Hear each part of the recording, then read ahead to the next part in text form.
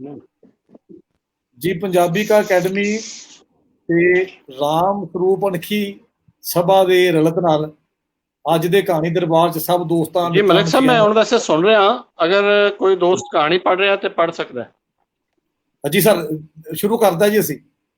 अच्छा जी अज दा ये कहानी दरबार जिहड़ा है ये असी दोवां पंजाबां दे बल्कि सारे ही पंजाबां दे नामवर कहानीकार जाहिद हसन हरां दी प्रधानगी च हो रहा है ते ਜਿਹੜੇ ਜਿਹੜੇ ਕਹਾਣੀਕਾਰ ਦੋ ਪੰਜਾਬਾਂ ਚੋਂ ਸ਼ਰੀਕ ਹੋ ਰਹੇ ਨੇ ਉਹਨਾਂ 'ਚ ਸਾਡੇ ਸਾਥੀ ਚੜ੍ਹਦੇ ਪੰਜਾਬ ਚੋਂ ਬਖਵਿੰਦਰ ਸਿੰਘ ਬੇਦੀ ਸਾਹਿਬ ਔਰ ਦਰਸ਼ਨ ਜੋਗਾ ਜੀ ਔਰ ਲਹਿੰਦੇ ਪੰਜਾਬ ਤੋਂ ਜ਼ਾਹਿਦ ਹਸਨ ਤੇ ਡਾਕਟਰ ਕਰਾਮਤ ਮੁਗਲ ਜਿਹੜੇ ਨੇ ਉਹ ਇਹ 'ਚ ਹਿੱਸਾ ਪਾ ਰਹੇ ਨੇ ਅੱਜ ਦੀ ਕਹਾਣੀ ਦਰਬਾਰ 'ਚ।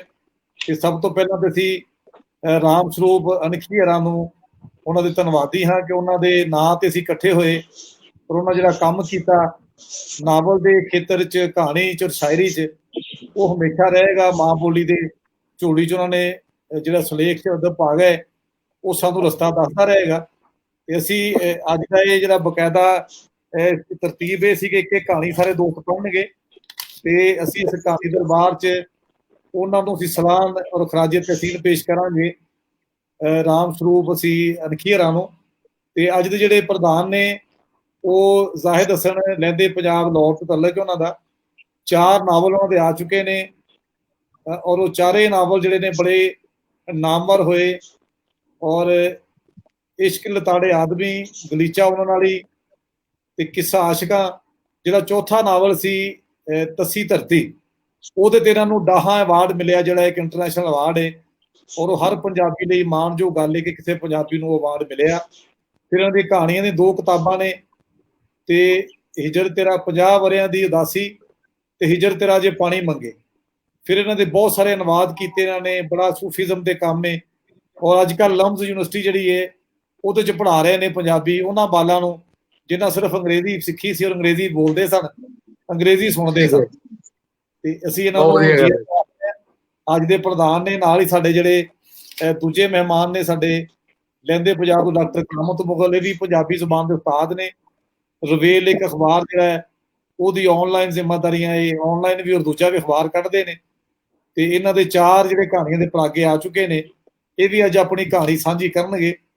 ਤੇ ਨਾਲ ਨਾਲ ਸਾਡੇ ਦੋਸਤ ਜਿਹੜੇ ਚੜ੍ਹਦੇ ਪੰਜਾਬ ਤੋਂ ਸ਼ਾਮਲ ਨੇ ਬਖਵਿੰਦਰ ਸਿੰਘ ਬੇਦੀ ਹਰੀ ਉਹਨਾਂ ਦੀ ਇੱਕ ਕਿਤਾਬ ਚਿੜੀਆਂ ਦਾ ਚੰਬਾ ਇਹ ਆ ਚੁੱਕੀ ਹੈ। ਬਹੁਤ ਸੋਹਣੀ ਕਹਾਣੀ ਲਿਖਦੇ ਨੇ ਔਰ ਇਹਨਾਂ ਨੂੰ ਮੌਕਾ ਮਿਲਿਆ ਖੁਸ਼ਕਿਸਮਤੀ ਨਾਲ ਰਾਮ ਸਰੂਪ ਅਨਖੀਆਂ ਦੇ ਨਾਲ ਉਹ ਵਕਤ ਵੀ ਬਿਤਾਉਣ ਦਾ ਉੱਤੇ ਵੀ ਅਸੀਂ ਗੱਲਬਾਤ ਕਰਾਂਗੇ। ਲੇਕਿਨ ਪਹਿਲਾਂ ਅਸੀਂ ਇੱਕ ਇੱਕ ਕਹਾਣੀ ਜਿਹੜੀ ਹੈ ਉਹ ਦੋਸਤਾਂ ਬੇਲੀਆਂ ਕੋਲ ਸੁਣ ਲਈਏ।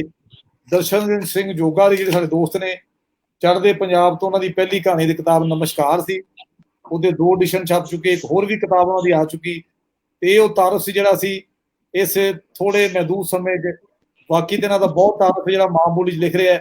ਦਰਸ਼ਨ ਜੋਗਾ ਦੀ ਕਿਤਾਬ ਦੇ ਦਰਸ਼ਨ ਵੀ ਕਰਾ ਰਹੇ ਨੇ ਔਰ ਧੰਨਵਾਦ ਸਾਡੇ ਕਿ ਅਸੀਂ 2 ਪੰਜਾਬਾਂ ਦੇ ਬੰਦੇ ਬੈਠੇ ਆ ਅੱਜ ਅਣਖੀ ਸਾਹਿਬ ਦੇ ਨਾਂ ਤੇ ਉਹਨਾਂ ਦੀਆਂ ਜਨਮ ਦਿਨ ਦੀ ਤਕਰੀਬਾਤ 'ਚ।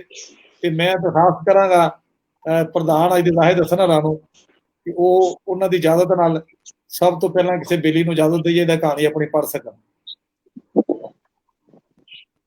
ਜੀ ਜੀ ਡਾਕਟਰ ਕਰਾਮਤ ਸਾਹਿਬ ਤੁਸੀਂ ਪੜ੍ਹੋਗੇ ਪਹਿਲਾਂ ਜੀ। जी जी मैं हाजिर। मेरी कहानी का सरनामा है स्वाद। वाह।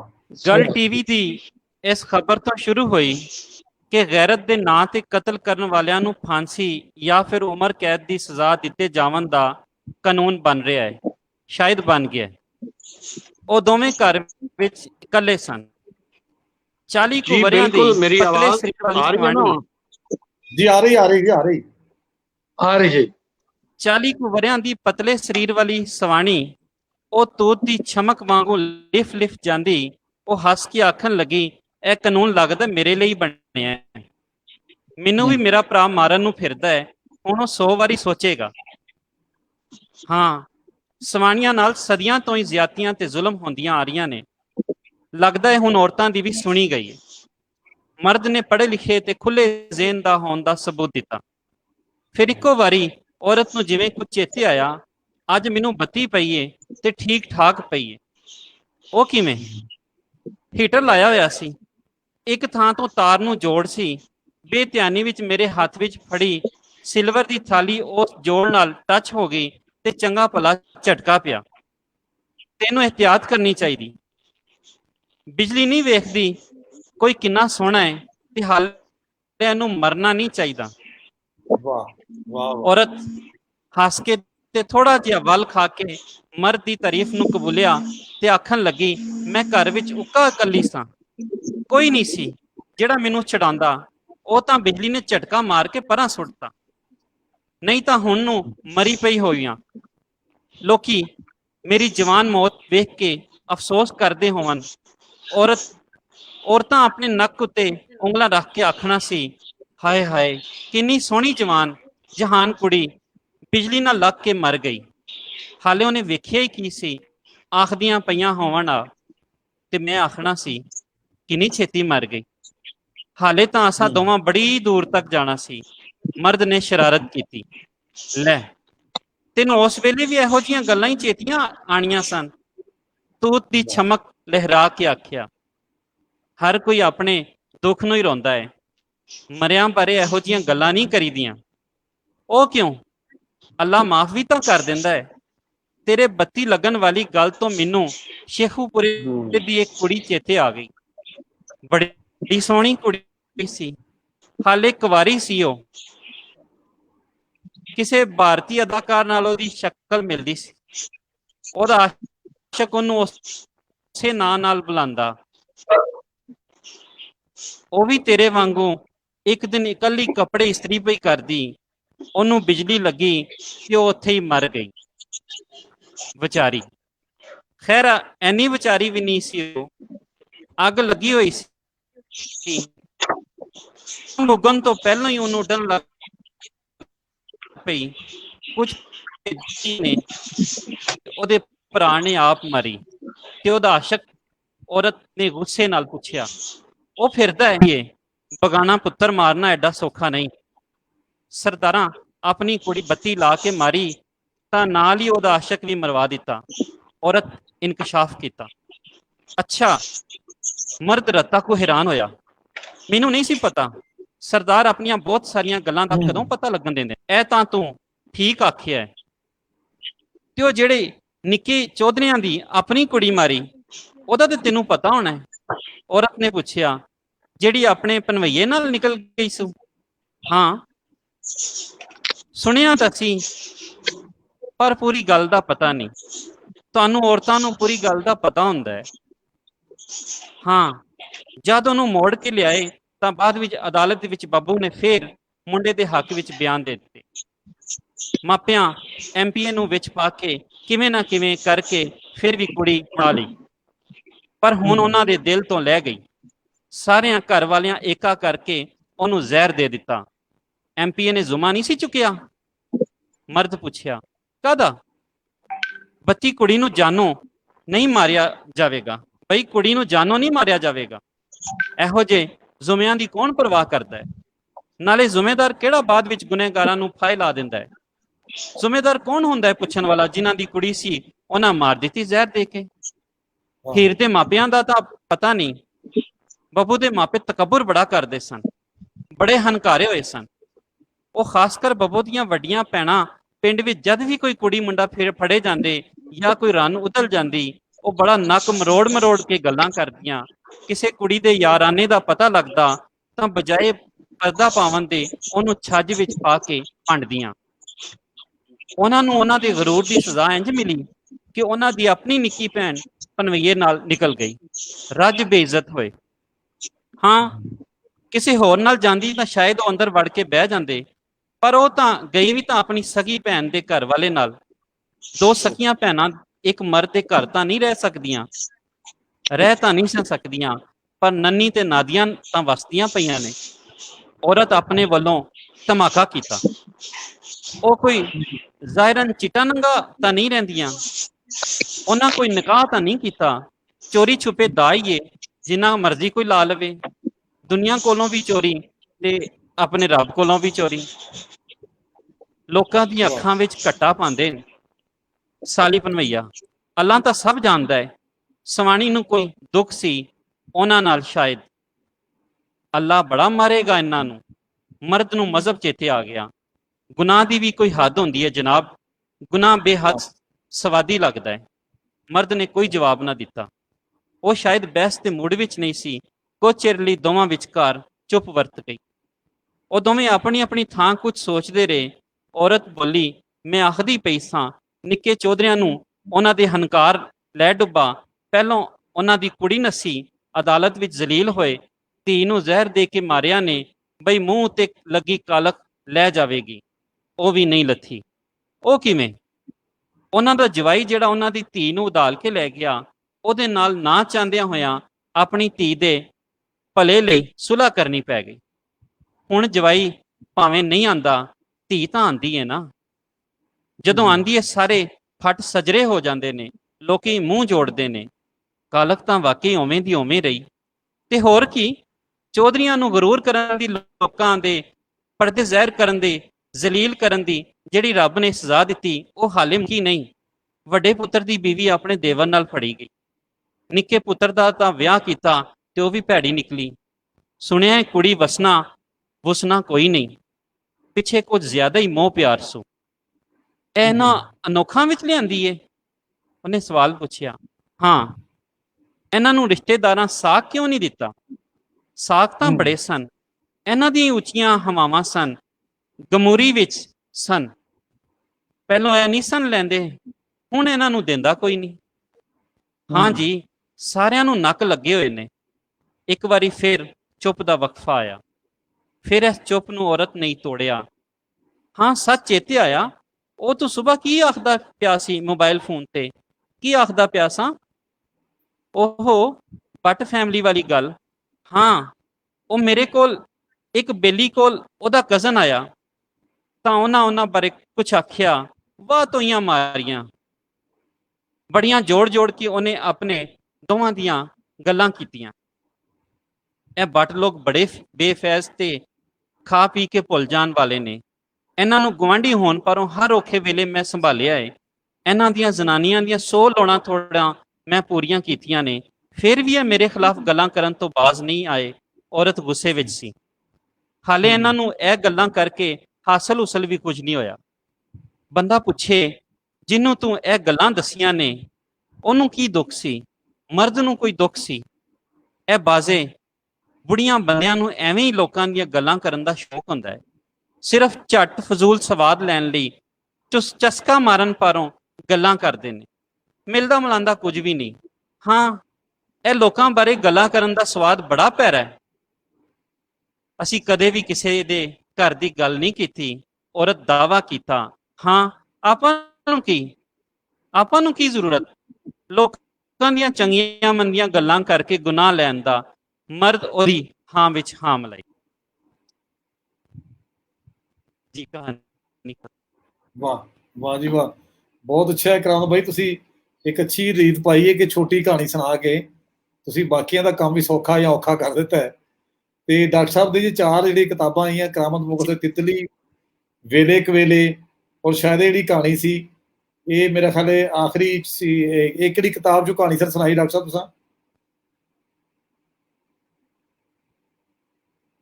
ਇਹ ਕਿਹੜੀ ਕਿਤਾਬ ਸੀ ਕਹਾਣੀ ਜਿਹੜੀ ਤੁਸੀਂ ਸੁਣਾਈ ਹੈ? ਭਾਈਚਾਰੇ ਵਾਲਾ ਘਰ ਤੋਂ।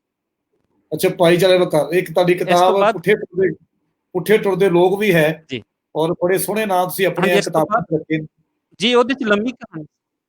ਅੱਛਾ, ਚਲੋ ਬਹੁਤ ਸ਼ੁਕਰੀਆ ਜੀ ਡਾਕਟਰ ਸਾਹਿਬ। ਤੇ ਜ਼ਾਹਿਦ ਭਾਈ ਜਨ, ਹੁਣ ਅਸੀਂ ਤੁਹਾਡੀ ਮੈਂ ਇਜਾਜ਼ਤ ਨਾਲ ਚਲਾ ਰਿਹਾ ਪ੍ਰੋਗਰਾਮ, ਕਿਉਂਕਿ ਪ੍ਰਧਾਨ ਤੁਸੀਂ ਹੋ ਤੇ ਤੁਹਾਨੂੰ ਆਵਾਜ਼ ਕੋਈ ਲੱਗਦਾ ਸਾਡੀ ਨਹੀਂ ਆ ਰਹੀ। ਇਹ ਜ਼ਾਹਿਦ ਭਾਈ ਨੂੰ ਆਵਾਜ਼ ਨਹੀਂ ਜਾ ਰਹੀ। ਮੈਂ ਇੱਧਰੋਂ ਖੋਲਣ ਦੀ ਕੋਸ਼ਿਸ਼ ਕਰਨਾ ਜੀ।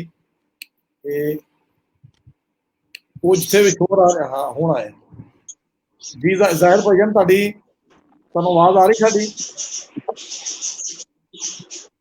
ਜੀ ਜ਼ਾਹਿਦ ਸਾਹਿਬ, ਆ ਰਹੀ ਆਵਾਜ਼? ਲਓ ਜੀ, ਹੁਣ ਅਸੀਂ ਆਪਣੇ ਦੋਸਤ ਜਿਹੜੇ ਨੇ ਭੁਪਿੰਦਰ ਸਿੰਘ ਬੈਦੀ ਨਾਲ ਦਰਖਾਸਤ ਕਰਾਂਗੇ ਕਿ ਉਹ ਵੀ ਆਪਣੀ ਕਹਾਣੀ ਸਾਂਝੀ ਕਰਨ। ਦੋਸਤ ਸੁਣ ਰਹੇ ਨੇ ਨਾਲ ਜਿਹੜੇ ਦੋਸਤ ਸਾਨੂੰ ਸੁਣ ਰਹੇ ਨੇ ਉਹਨਾਂ ਦੇ ਮੈਂ ਨਾਂ ਲੈ ਦਵਾਂ। ਕੁਝ ਨਾਂ ਜੀ ਬਿਲਕੁਲ, ਮੈਨੂੰ ਆ ਰਹੀ ਹੈ। ਮੇਰੇ ਖਿਆਲ ਮੇਰਾ ਮਸਲਾ ਹੋ ਰਿਹਾ। ਨਹੀਂ, ਸਾਨੂੰ ਵੀ ਆ ਰਹੀ ਹੈ। ਤੁਸੀਂ ਇਹ ਯਕੀਨ ਰੱਖੋ ਕਿ ਦੋਵੇਂ ਪਾਸੋਂ ਆਉਣ ਡਈ। ਜੀ ਭੁਪਿੰਦਰ ਸਾਹਿਬ। हाँ जी, बोला जी। जी बोलो जी। जगदीप सिद्धू होरी, रूपम शर्मा होरी और चमकौर सिंह, तुम सुन रहे हैं सारे, और बड़े खुश ने कि कहानी दरबार भी किसी ने कराया मुशायरिਆਂ ਦੇ मौसम च। ਤੇ ਸੰਜੀਦਾ ਜਿਹੜੇ कारी ने खुश हो रहे हैं ਇੰਨੀ कि ਦੇਰ कहानी ਬਾਅਦ का मौका भी मिल रहा है इस मंच। जी पढ़ो जी कहानी।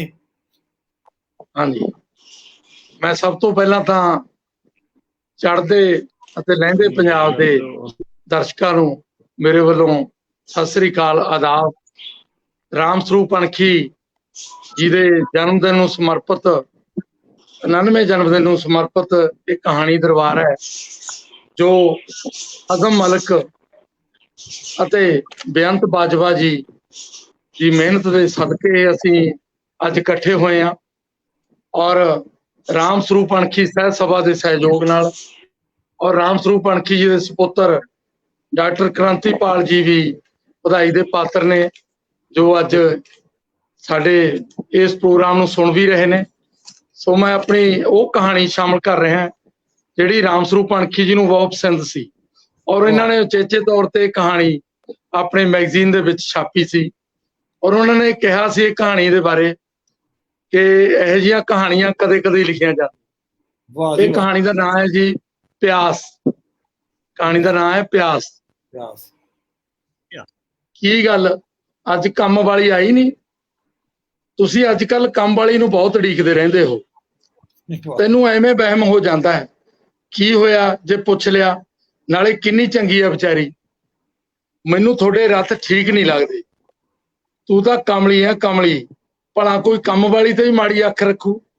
ਕੀ ਹੋਇਆ ਜੇ ਉਹ ਸੋਹਣੀ ਸੁਨੱਖੀ ਹੈ ਤਾਂ ਕੰਮ ਵਾਲੀ। ਮੈਂ ਤਾਂ ਵੈਸੇ ਹੀ ਪੁੱਛ ਲਿਆ ਸੀ। ਅੱਛਾ ਅੱਛਾ, ਤੂੰ ਕੰਮ ਕਰ, ਮੈਂ ਸਭ ਜਾਣਦੀ ਹਾਂ ਤੁਹਾਡੀਆਂ ਖਚਰ ਵਿਦਿਆ ਨੂੰ। ਤੂੰ ਮੇਰਾ ਵੀ ਨਾਂ ਕਮਲਾ ਹੈ, ਕਮਲਾ। ਮਾਸਟਰ ਸੁਰੇਸ਼ ਨੂੰ ਪਤਾ ਨਹੀਂ ਕੀ ਹੋ ਗਿਆ ਸੀ। ਆਪਣੀ ਸਕੂਲ ਦੀ 10 ਸਾਲ ਦੀ ਨੌਕਰੀ ਚ ਕਿਸੇ ਦੀ ਅੱਖ ਚ ਪਾਇਆ ਨਹੀਂ ਸੀ ਰੜਕਿਆ। ਆਪਣੀ ਧਰਮ ਪਤਨੀ ਕਮਲਾ ਦਾ ਬਹੁਤ ਖਿਆਲ ਰੱਖਦਾ ਸੀ। ਕਈ ਥਾਵਾਂ ਤੇ ਜਾ ਉਸਦਾ ਇਲਾਜ ਕਰਵਾਉਂਦਾ ਰਿਹਾ, ਪਰ ਫਿਰ ਵੀ ਔਲਾਦ ਨਹੀਂ ਸੀ ਹੋਈ। ਕਮਲਾ ਵੀ ਇਸੇ ਝੋਰੇ ਚ ਡੁੱਬੀ ਰਹਿੰਦੀ। ਉਸਦਾ ਕੁੰਦਨ ਵਰਗਾ ਸਰੀਰ ਸੁੱਕ ਕੇ ਤੀਲਾ ਹੋ ਗਿਆ ਲੱਗਦਾ ਸੀ। ਹਾਰ ਕੇ ਉਸਨੂੰ ਕੰਮ ਵਾਲੀ ਰੱਖਣੀ ਪਈ। ਨਾਮੋ ਘਰ ਦਾ ਨਿੱਕਾ ਮੋਟਾ ਸਾਰਾ ਕੰਮ ਕਰੀ ਜਾਂਦੀ। ਉਸਦੀ ਉਮਰ ਵੀ ਕੋਈ ਜ਼ਿਆਦਾ ਨਹੀਂ ਸੀ। ਉਹ ਸਵੇਰੇ ਹੀ ਸੱਜ ਸਮਰ ਕੇ ਕੰਮ ਤੇ ਆਉਂਦੀ। ਸੁਰੇਸ਼ ਦੀ ਨਿਗਾਹ ਮੱਲੋ ਮੱਲੀ ਉਸ ਵੱਲ ਤਿਲਕ ਜਾਂਦੀ। ਨਾਮੋ ਵੱਲ ਤੱਕ ਕੇ ਸੁਰੇਸ਼ ਆਪਣੇ ਅੰਦਰ ਅਜੀਬ ਕਿਸਮ ਦੀ ਝਰਨਾਹਟ ਜਿਹੀ ਮਹਿਸੂਸ ਕਰਦਾ। ਫੇਰ ਸੋਚਦਾ, ਇਹ ਇੰਨੀ ਸੋਹਣੀ, ਸਰੀਰ ਮਖਮਲ ਵਰਗਾ, ਤੇ ਉੱਪਰੋਂ ਹਾਰ ਸ਼ਿੰਗਾਰ ਲਾ ਕੇ ਫਿਰ ਕੰਮ ਕਿਉਂ ਕਰਦੀ ਹੈ? ਹੋ ਸਕਦਾ ਕੋਈ ਮਜਬੂਰੀ ਹੋਵੇ, ਚਲੋ ਆਪਾਂ ਨੂੰ ਕੀ ਹੈ। ਸੁਰੇਸ਼ ਨੇ ਹੁਣ ਤੱਕ ਆਪਣੇ ਘਰ ਆਪਣੀ ਪਤਨੀ ਕਮਲਾ ਨੂੰ ਹੀ ਤੱਕਿਆ ਸੀ, ਜੋ ਅਕਸਰ ਬੁਝੀ ਜੀ ਰਹਿੰਦੀ ਸੀ। ਉਸਦੇ ਮਨ ਉੱਤੇ ਕਦੇ ਵੀ ਕਮਲਾ ਦੀਆਂ ਚੂੜੀਆਂ ਦੀ ਛਣਕਾਰ ਦਾ ਅਸਰ ਨਹੀਂ ਹੋਇਆ ਸੀ।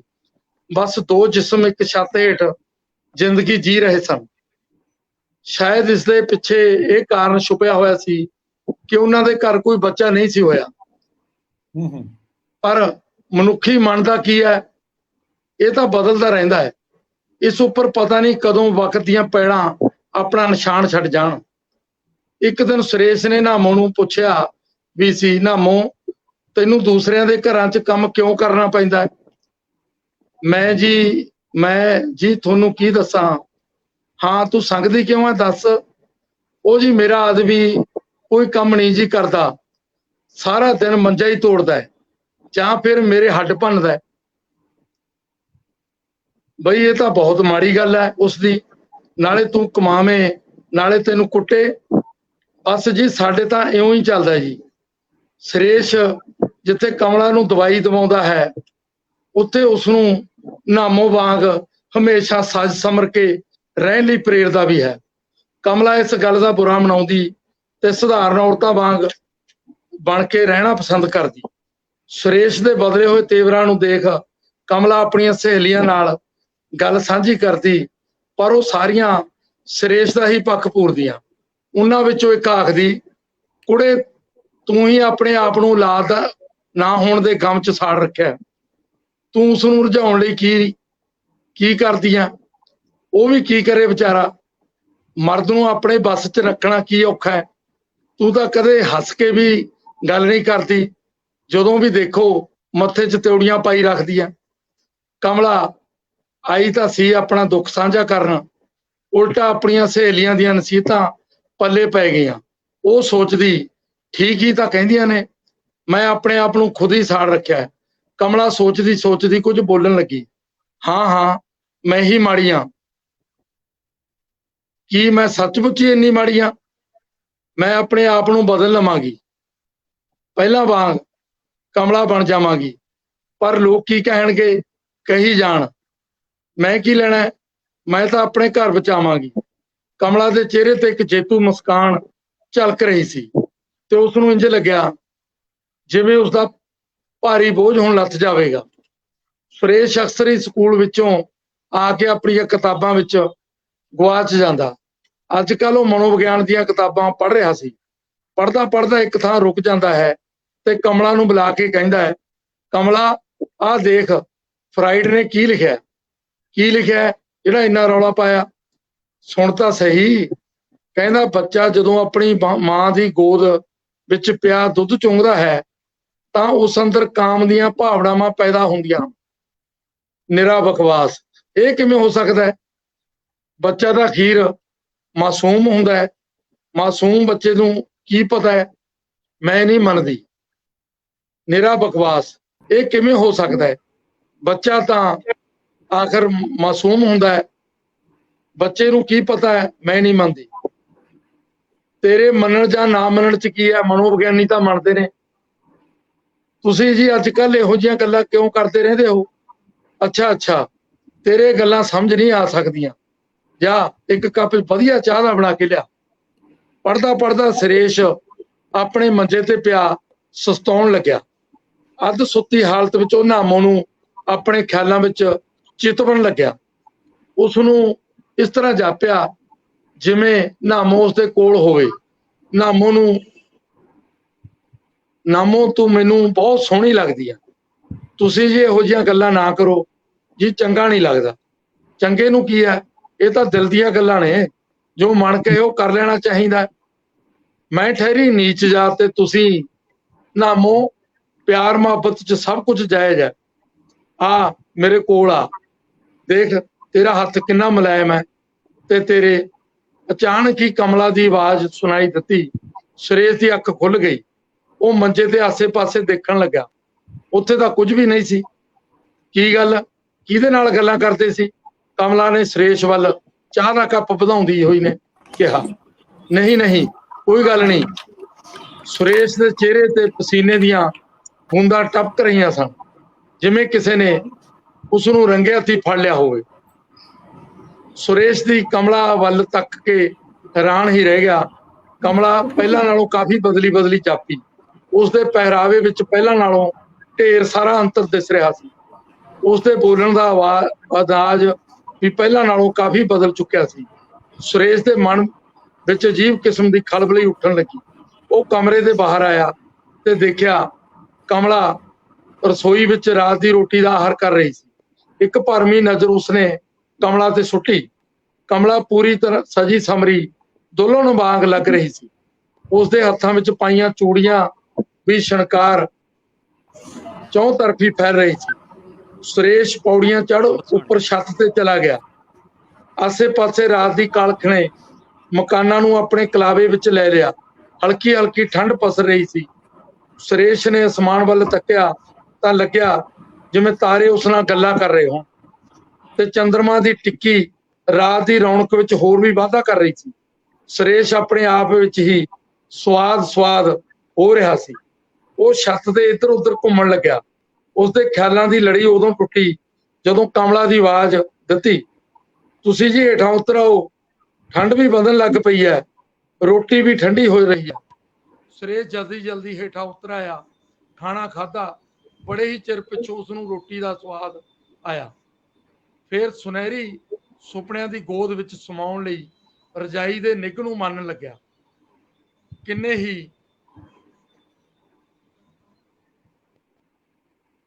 ਹੀ ਸਮੇਂ ਤੋਂ ਬਾਅਦ ਉਸਦੇ ਸਰਦੰਗਾਂ ਨੂੰ ਗਰਮਾਹਟ ਆਈ। ਸਵੇਰੇ ਹੀ ਨਾਮੋ ਕੰਮ ਤੇ ਆ ਜਾਂਦੀ, ਜਿੱਥੋਂ ਵੀ ਲੰਘ ਜਾਂਦੀ ਛਣ ਛਣ ਦੀ ਆਵਾਜ਼ ਆਉਂਦੀ। ਉਸਦੇ ਪੈਰਾਂ ਵਿੱਚ ਝਾਂਜਰਾਂ ਦੀ ਛਣਕਾਰ, ਉਸਦੇ ਆਉਣ ਦਾ ਅਲਾਰਮ ਵੀ ਹੁੰਦੀ। ਸੁਰੇਸ਼ ਸਵੇਰੇ ਸਵੇਰੇ ਘਰ ਹੀ ਹੁੰਦਾ। ਬਹੁਤ ਹੀ ਉਹ ਨਾਮੋ ਬਾਰੇ ਸੋਚਦਾ, ਦੇਖਦਾ, ਮਹਿਸੂਸਦਾ, ਪਰੰਤੂ ਉਸਨੂੰ ਕਹਿਣ ਤੋਂ ਬਹੁਤ ਹੀ ਝਿਜਕਦਾ। ਆਪਣੇ ਅੰਦਰ ਉੱਠੀਆਂ ਛਾਵਾਂ ਨੂੰ ਆਪਣੇ ਅੰਦਰ ਹੀ ਦਬਾਉਣ ਦਾ ਯਤਨ ਕਰਦਾ। ਕਮਲਾ ਹੁਣ ਹਰ ਰੋਜ਼ ਸਵੇਰੇ ਸਵੇਰੇ ਨਾਮੋ ਵਾਂਗ ਤਿਆਰ ਬਰ ਤਿਆਰ ਹੋ ਕੇ ਰਹਿੰਦੀ, ਆਪਣੇ ਆਪ ਨੂੰ ਸੰਵਾਰਦੀ। ਉਸ ਅੰਦਰ ਨਾਮੋ ਨੂੰ ਲੈ ਕੇ ਈਰਖਾ ਵੀ ਪੈਦਾ ਹੁੰਦੀ ਹੈ। ਦੇਖ ਕੁਜਾਤਨ ਨੂੰ ਰੱਬ ਨੇ ਲੋਹੜਿਆਂ ਦਾ ਹੁਸਨ ਦਿੱਤਾ। ਕਈ ਵਾਰ ਉਸਦੇ ਮਨ ਵਿੱਚ ਆਇਆ ਕਿ ਨਾਮੋ ਨੂੰ ਕੰਮ ਤੋਂ ਹਟਾ ਦੇਵੇ, ਪਰ ਕੰਮ ਵਾਲੀ ਨੂੰ ਕੌਣ ਰੱਖੂ। ਪਰੰਤੂ ਕੁਝ ਸਮੇਂ ਬਾਅਦ ਹੀ ਸੋਚਦੀ, ਅੱਜ ਕੱਲ ਕੰਮ ਵਾਲੀਆਂ ਕਿੱਥੋਂ ਮਿਲਦੀਆਂ ਨੇ, ਆਪਣਾ ਕੀ ਲੈਂਦੀ ਹੈ, ਕਰੀ ਜਾਂਦੀ ਹੈ ਤਾਂ ਕਰੀ ਜਾਣ ਦਿਓ। ਕਈ ਦਿਨਾਂ ਤੋਂ ਬਾਅਦ ਅੱਜ ਦੀ ਸਵੇਰ ਕੁਝ ਵੱਖਰੀ ਵੱਖਰੀ ਲੱਗ ਰਹੀ ਸੀ। ਧੁੰਦ ਰਹਿਣ ਤੋਂ ਪਿੱਛੋਂ ਮੌਸਮ ਵੀ ਕੁਝ ਗਰਮਾਹਟ ਮਹਿਸੂਸ ਹੋ ਰਹੀ ਸੀ। ਸੂਰਜ ਦੀਆਂ ਸੁਨਹਿਰੀ ਕਿਰਨਾਂ ਧੁੰਦ ਨੂੰ ਚੀਰ ਕੇ ਧਰਤੀ ਤੇ ਪਸਰ ਰਹੀਆਂ ਸਨ। ਕਮਲਾ ਅੱਜ ਸਵੇਰੇ ਸਦਿਆਂ ਹੀ ਉੱਠੀ। ਅਜੀਬ ਕਿਸਮ ਦੀ ਸੰਤੁਸ਼ਟੀ ਉਹਦੇ ਚਿਹਰੇ ਤੇ ਦਿਖਾਈ ਦੇ ਰਹੀ ਸੀ। ਸੁਰੇਸ਼ ਸਕੂਲ ਜਾਣ ਦੀ ਤਿਆਰੀ ਕਰ ਰਿਹਾ ਸੀ। ਕਮਲਾ ਸੁਰੇਸ਼ ਵੱਲ ਦੇਖ ਕੇ ਕੁਝ ਕਹਿਣ ਲਈ ਤਾਵਲੀ ਹੋ ਰਹੀ ਸੀ। ਸੁਰੇਸ਼ ਦੇ ਨੇੜੇ ਆਈ, ਬੜੇ ਧੀਮੇ ਸੁਰ 'ਚ ਕਹਿਣ ਲੱਗੀ, ਠਹਿਰੋ ਜੀ, ਤੁਹਾਨੂੰ ਇੱਕ ਗੱਲ ਦੱਸਣੀ ਆ। ਦੱਸ, ਕੀ ਗੱਲ ਹੈ? ਬੈਠੋ ਤਾਂ ਸਹੀ, ਦੱਸਦੀ ਆ, ਮੈਨੂੰ ਦੇਰ ਹੋ ਜਾਵੇਗੀ। ਜਲਦੀ ਜਲਦੀ ਦੱਸ, ਗੱਲ ਕੀ ਹੈ? ਤੁਹਾਡੇ ਲਈ ਖੁਸ਼ਖਬਰੀ ਹੈ, ਸੁਣ ਕੇ ਹੈਰਾਨ ਹੋ ਜਾਓਗੇ। ਅਜਿਹੀ ਕਿਹੜੀ ਗੱਲ ਹੈ ਬਈ ਜਿਸ ਨੂੰ ਸੁਣ ਕੇ ਹੈਰਾਨ ਹੋ ਜਾਵੋਗੇ? ਦੱਸਦੀ ਹਾਂ, ਕਿਉਂ ਕਾਹਲੀ ਕਰਦੇ ਹੋ? ਤੁਸੀਂ ਜਲਦੀ ਬਾਪ ਬਣਨ ਵਾਲੇ ਹੋ। ਸੁਰੇਸ਼ ਸੁਣਦੇ ਸਾਰੀ ਵਾਕ ਰਹਿ ਗਿਆ। ਉਸ ਨੂੰ ਯਕੀਨ ਹੀ ਨਹੀਂ ਆ ਰਿਹਾ ਸੀ। ਕਮਲਾ, ਇਹ ਤਾਂ ਕਮਾਲ ਕਰ ਦਿੱਤੀ ਤੈਂ। ਕੱਲ ਹੀ ਮੈਂ ਆਪਣੇ ਲੇਡੀ ਡਾਕਟਰ ਕੋਲ ਚੈੱਕਅਪ ਕਰਵਾਉਣ ਗਈ ਸੀ। ਆਹ ਤਾਂ ਕਮਲਾ ਤੂੰ ਕਮਾਲ ਕਰ ਦਿੱਤੀ। ਹੁਣ ਤੈਨੂੰ ਵੱਧ ਤੋਂ ਵੱਧ ਰੈਸਟ ਕਰਨੀ ਚਾਹੀਦੀ ਹੈ ਅਤੇ ਨਾਮੋ ਨੂੰ ਕਹਿ ਦੇਵੀਂ ਕਿ ਘਰ ਦਾ ਸਾਰਾ ਕੰਮ ਉਸਨੇ ਹੀ ਕਰਨਾ ਹੈ। ਤੁਸੀਂ ਤਾਂ ਫੇਰ ਨਾਮੋ ਲਾਈ ਹੈ, ਉਹ ਵੀ ਤਾਂ ਮਾਂ ਬਣਨ ਵਾਲੀ ਹੈ, ਪਰ ਫੇਰ ਵੀ ਤਕੜੀ ਹੈ, ਸਾਰਾ ਕੰਮ ਕਰਕੇ ਹੀ ਜਾਂਦੀ ਹੈ। ਅੱਛਾ, ਮੈਂ ਸਕੂਲ ਚੱਲਿਆ, ਬਹੁਤ ਦੇਰ ਹੋ ਗਈ। ਕਮਲਾ ਸਰੀਰਕ ਪੱਖੋਂ ਕਾਫੀ ਕਮਜ਼ੋਰ ਸੀ। ਉਸਦਾ ਖੂਨ ਵੀ ਘੱਟ ਸੀ ਤੇ ਅਕਸਰ ਬਿਮਾਰ ਹੀ ਰਹਿੰਦੀ। ਲੇਡੀ ਡਾਕਟਰ ਨੇ ਉਸਨੂੰ ਬੈੱਡ ਰੈਸਟ ਲਈ ਕਿਹਾ। ਜਿੱਥੇ ਘਰ ਵਿੱਚ ਬੱਚੇ ਦੇ ਆਉਣ ਦਾ ਚਾਅ ਸੀ, ਉੱਥੇ ਕਮਲਾ ਦੇ ਮਨ ਵਿੱਚ ਸ਼ੱਕ ਵੀ ਪਲ ਰਿਹਾ ਸੀ, ਭਾਵੇਂ ਸੁਰੇਸ਼ ਉਸਦਾ ਪੂਰਾ ਖਿਆਲ ਰੱਖਦਾ ਸੀ। ਨਾਮੋ ਹਰ ਰੋਜ਼ ਉਸੇ ਤਰ੍ਹਾਂ ਹੀ ਸਜੀ ਸਮਰੀ ਆਉਂਦੀ। ਸੁਰੇਸ਼ ਉਸ ਵੱਲ ਦੇਖ ਕੇ ਆਪਣੇ ਅੰਦਰ ਹੀ ਅੰਦਰ ਕਈ ਤਰ੍ਹਾਂ ਦੇ ਖਿਆਲੀ ਪਲਾਓ ਬਣਾਉਂਦਾ ਰਹਿੰਦਾ। ਹਰ ਰੋਜ਼ ਹੀ ਸੋਚਦਾ ਕਿ ਅੱਜ ਸਵੇਰੇ ਹੀ ਉਹ ਨਾਮੋ ਨੂੰ ਬੁਲਾ ਕੇ ਆਪਣੇ ਦਿਲ ਦੀ ਗੱਲ ਕਰੇਗਾ, ਜੋ ਉਹ ਕਈ ਵਾਰ ਆਪਣੇ ਸੁਪਨਿਆਂ ਵਿੱਚ ਕਹਿ ਸਕਿਆ ਸੀ, ਪਰੰਤੂ ਉਸਦੇ ਸਾਹਮਣੇ ਨਾ ਕਹਿ ਸਕਿਆ। ਬਸ ਆਪਣੇ ਖਿਆਲਾਂ 'ਚ ਨਾਮੋ ਬਾਰੇ ਸੋਚਦਾ ਰਹਿੰਦਾ, ਕਿਵੇਂ ਹੁਣ ਉਸਦੇ ਗਦਰਾਏ ਅੰਗ ਪਹਿਲਾਂ ਨਾਲੋਂ ਹੋਰ ਵੀ ਭਾਰ ਆਏ ਸੀ। ਉਸਦੇ ਜਿਸਮ ਦੇ ਪਏ ਕੱਪੜਿਆਂ 'ਚੋਂ ਬਾਹਰ ਨਿਕਲਦੇ ਜਾਪਦੇ। ਖਿਆਲਾਂ 'ਚ ਉਸਨੂੰ ਆਪਣੇ ਨਾਲ ਹੀ ਪਈ ਚਿਤਵਦਾ, ਪਰ ਕੁਝ ਹੀ ਪਲਾਂ ਬਾਅਦ ਆਪਣੀ ਸੁਚੇਤ ਅਵਸਥਾ 'ਚ ਪਰਤ ਆਉਂਦਾ ਅਤੇ ਆਪ ਹੀ ਆਪਣੇ ਆਪ ਨੂੰ ਕੋਸਦਾ, ਛੀ, ਮੈਂ ਇਸ ਤਰ੍ਹਾਂ ਵੀ ਸੋਚ ਸਕਦਾ ਹਾਂ। ਨਹੀਂ, ਇਹ ਗੱਲਾਂ ਤੇਰੇ ਲਈ ਠੀਕ ਨਹੀਂ। ਸੁਰੇਸ਼ ਕਿੰਨਾ ਹੀ ਚਿਰ ਆਪਣੇ ਆਪ ਨਾਲ ਗੱਲਾਂ ਕਰਦਾ ਰਹਿੰਦਾ। ਕਮਲਾ ਦੀ ਹਾਲਤ ਕਈ ਵਾਰੀ ਇੰਨੀ ਵਿਗੜ ਜਾਂਦੀ ਕਿ ਉਸਨੂੰ ਹਸਪਤਾਲ ਦਾਖਲ ਕਰਵਾਉਣਾ ਪੈਂਦਾ। ਲੇਡੀ ਡਾਕਟਰ ਉਸਨੂੰ ਹਮੇਸ਼ਾ ਖੁਸ਼ ਰਹਿਣ ਲਈ ਕਹਿੰਦੀ।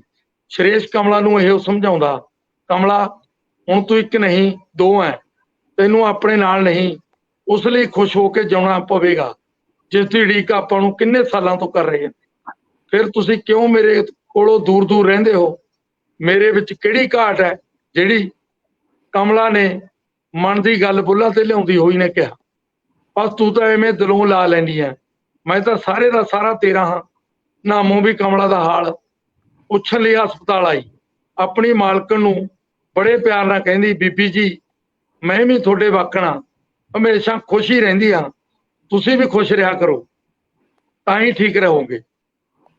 ਕਮਲਾ ਤਾਂ ਜਿਵੇਂ ਸਾਰਿਆਂ ਦੀਆਂ ਨਸੀਹਤਾਂ ਸੁਣ ਸੁਣ ਅੱਕ ਗਈ ਸੀ, ਪਰੰਤੂ ਉਸਦੇ ਮਨ ਦੀ ਵੇਦਨਾ ਕੌਣ ਸਮਝੇ। ਸ਼ਾਇਦ ਇਸੇ ਲਈ ਉਸਦਾ ਸੁਭਾਅ ਚਿੜਚਿੜਾ ਹੋ ਗਿਆ ਸੀ।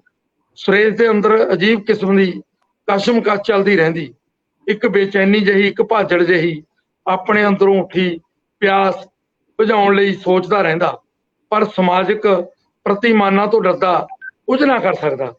ਉਹ ਨਾਮੋ ਨੂੰ ਦੇਖਦਾ, ਚਿਤਵਦਾ, ਮਹਿਸੂਸਦਾ, ਪਰੰਤੂ ਕਰ ਕੁਝ ਵੀ ਨਾ ਸਕਦਾ। ਕਈ ਵਾਰ ਉਸ ਨੂੰ ਬੁਲਾਉਂਦਾ, ਫੇਰ ਕਹਿ ਦਿੰਦਾ ਕੋਈ ਗੱਲ ਨਹੀਂ। ਕਮਲਾ ਵੀ ਹੁਣ ਘਰੇ ਹੀ ਬੈੱਡ ਰੈਸਟ ਕਰ ਰਹੀ ਸੀ। ਰਿਸ਼ਤੇਦਾਰਾਂ ਵਿੱਚੋਂ ਕਦੇ ਕੋਈ ਸੇਵਾ ਲਈ ਹਾਜ਼ਰ ਰਹਿੰਦਾ। ਘਰ ਵਿੱਚ ਕੋਈ ਤੀਸਰਾ ਹੁੰਦਾ ਤਾਂ ਕਮਲਾ ਨੂੰ ਤਸੱਲੀ ਮਹਿਸੂਸ ਹੁੰਦੀ। ਨਾਮੋ ਵੀ ਘਰ ਦਾ ਕੰਮ ਕਰ ਜਾਂਦੀ। ਸੁਰੇਸ਼ ਕਦੇ ਕਦੇ ਛੁੱਟੀ ਕਰ ਲਿਆ ਕਰਦਾ, ਜ਼ਿਆਦਾ ਸਮਾਂ ਘਰ ਹੀ ਬਿਤਾਉਂਦਾ। ਆਖਰ ਉਡੀਕ ਕਰਦੇ ਕਰਦੇ ਸਮਾਂ ਆ ਗਿਆ। ਬੜੇ ਹੀ ਯਤਨਾਂ ਤੋਂ ਬਾਅਦ ਵੱਡੇ ਆਪਰੇਸ਼ਨ ਨਾਲ ਕਮਲਾ ਦੇ ਮੁੰਡਾ ਹੋਇਆ, ਜੋ ਸਮੇਂ ਤੋਂ ਪਹਿਲਾਂ ਹੀ ਜੀ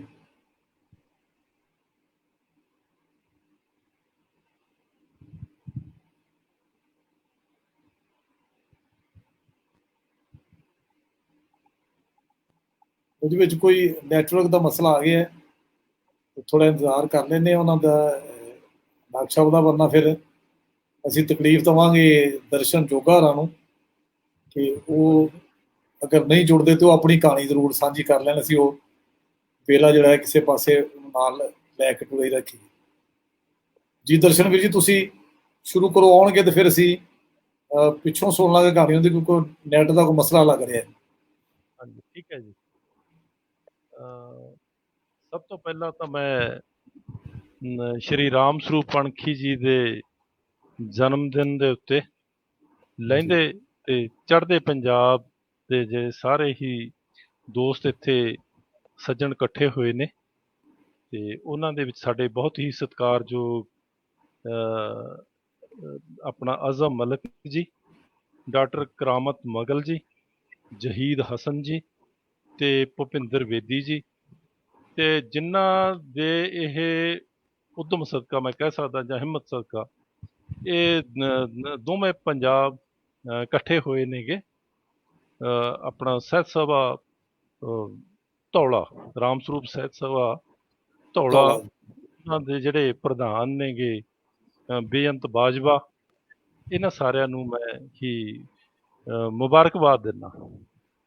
ਤੇ ਦੂਸਰੀ ਗੱਲ ਦੀ ਮੈਨੂੰ ਖੁਸ਼ੀ ਹੋਈ ਹੈ ਕਿ ਸਾਡੇ ਬਹੁਤ ਹੀ ਸਿਰਮੌਰ ਨਾਵਲਕਾਰ, ਵੱਡੇ ਕਥਾਕਾਰ ਰਾਮ ਸਰੂਪ ਪਣਖੀ ਨੂੰ ਅਸੀਂ ਉਸੇ ਢੰਗ ਨਾਲ ਯਾਦ ਕਰ ਰਹੇ ਹਾਂ ਜਿਸ ਰਾਹੀਂ ਸਾਨੂੰ ਯਾਦ ਕਰਨਾ ਬਣਦਾ।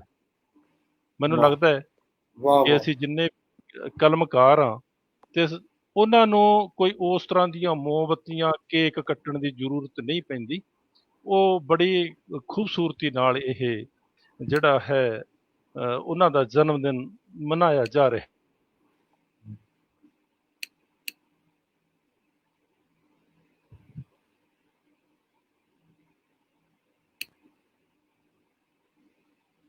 ਅੱਛਾ ਭੁਪਿੰਦਰ ਜੀ, ਤੁਸੀਂ ਤੁਹਾਡਾ ਮਾਈਕ ਬੰਦ ਹੈ, ਤੁਹਾਡੇ ਵੱਲੋਂ ਭੁਪਿੰਦਰ ਵੀਰ ਜੀ ਤੁਹਾਡਾ ਮਾਈਕ ਖੋਲੋ ਤੇ ਫਿਰ ਬਾਕੀ ਕਹਾਣੀ ਸੁਣਾ ਲਓ।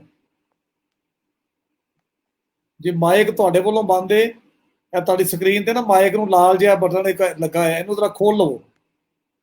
ਅਗਰ ਤੁਹਾਨੂੰ ਮੇਰੀ ਆਵਾਜ਼ ਆ ਰਹੀ ਹੈ ਨਾ ਜੀ, ਤੁਸੀਂ ਮਾਈਕ ਆਪਣਾ ਤੁਹਾਡੇ ਵੱਲੋਂ ਬੰਦ ਹੈ ਜੀ, ਤੁਹਾਡੇ ਵੱਲੋਂ ਬੰਦ ਹੈ, ਤੁਹਾਡੇ ਸਕਰੀਨ ਤੇ ਮਾਈਕ ਦਾ ਲਾਲ ਜਿਹੀ ਲਕੀਰ ਪਈ ਹੈ ਜੀ। 1 ਮਿੰਟ ਸਾਡਾ ਵੇਖ ਲਈਏ ਜੀ। ਜੀ ਜੀ ਹੈਲੋ ਜੀ, ਸ਼ੁਰੂ ਕਰੋ। ਮੇਰੀ ਆਵਾਜ਼ ਆ ਰਹੀ ਹੈ ਜੀ? ਆ ਰਹੀ ਜੀ, ਬਿਲਕੁਲ ਆ ਰਹੀ।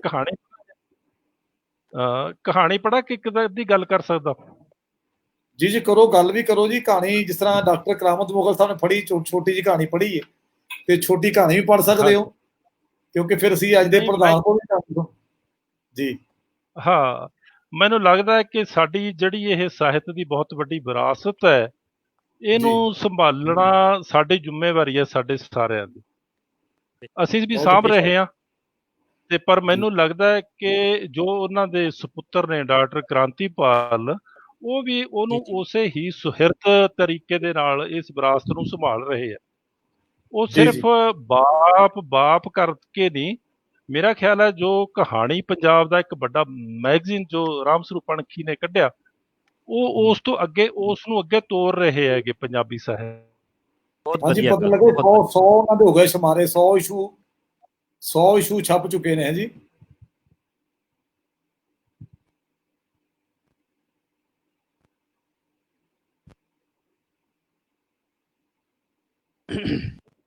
ਜੀ ਬੋਲੋ ਜੀ, ਤੁਹਾਡੀ ਆਵਾਜ਼ ਆ ਰਹੀ ਹੈ ਜੋਗਾ ਜੀ।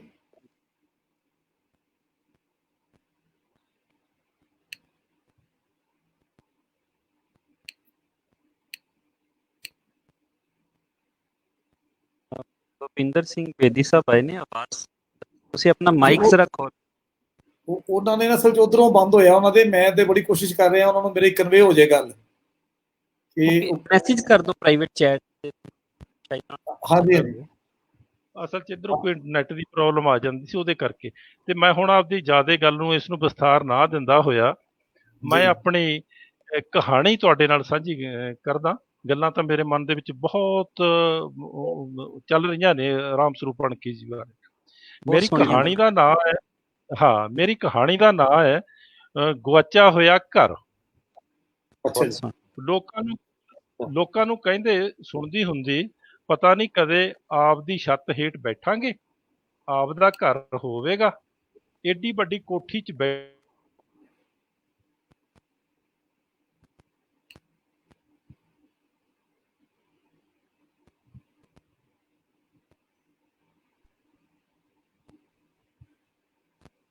ਆਪਦੇ ਹੱਥੀਂ ਚਾਵਾਂ ਨਾਲ ਉਸਾਰੀ ਕੋਠੀ ਓਪਰੀ ਲੱਗਦੀ ਹੈ।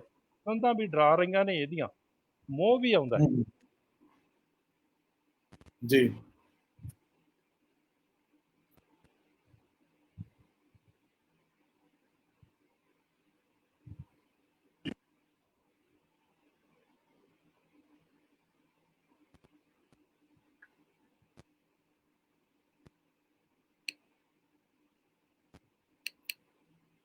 ਉਹਨਾਂ ਦਾ ਵੀ ਨੈਟ ਦਾ ਕੋਈ ਮਸਲਾ ਆ ਗਿਆ, ਮੈਨੂੰ ਲੱਗਦਾ ਜਿਹੜਾ ਕੋਈ ਕਹਾਣੀ ਸੁਣਾ ਰਿਹਾ ਉਹਦੇ ਨਾਲ ਕੋਈ ਪ੍ਰੋਬਲਮ ਆ ਰਹੀ ਹੈ।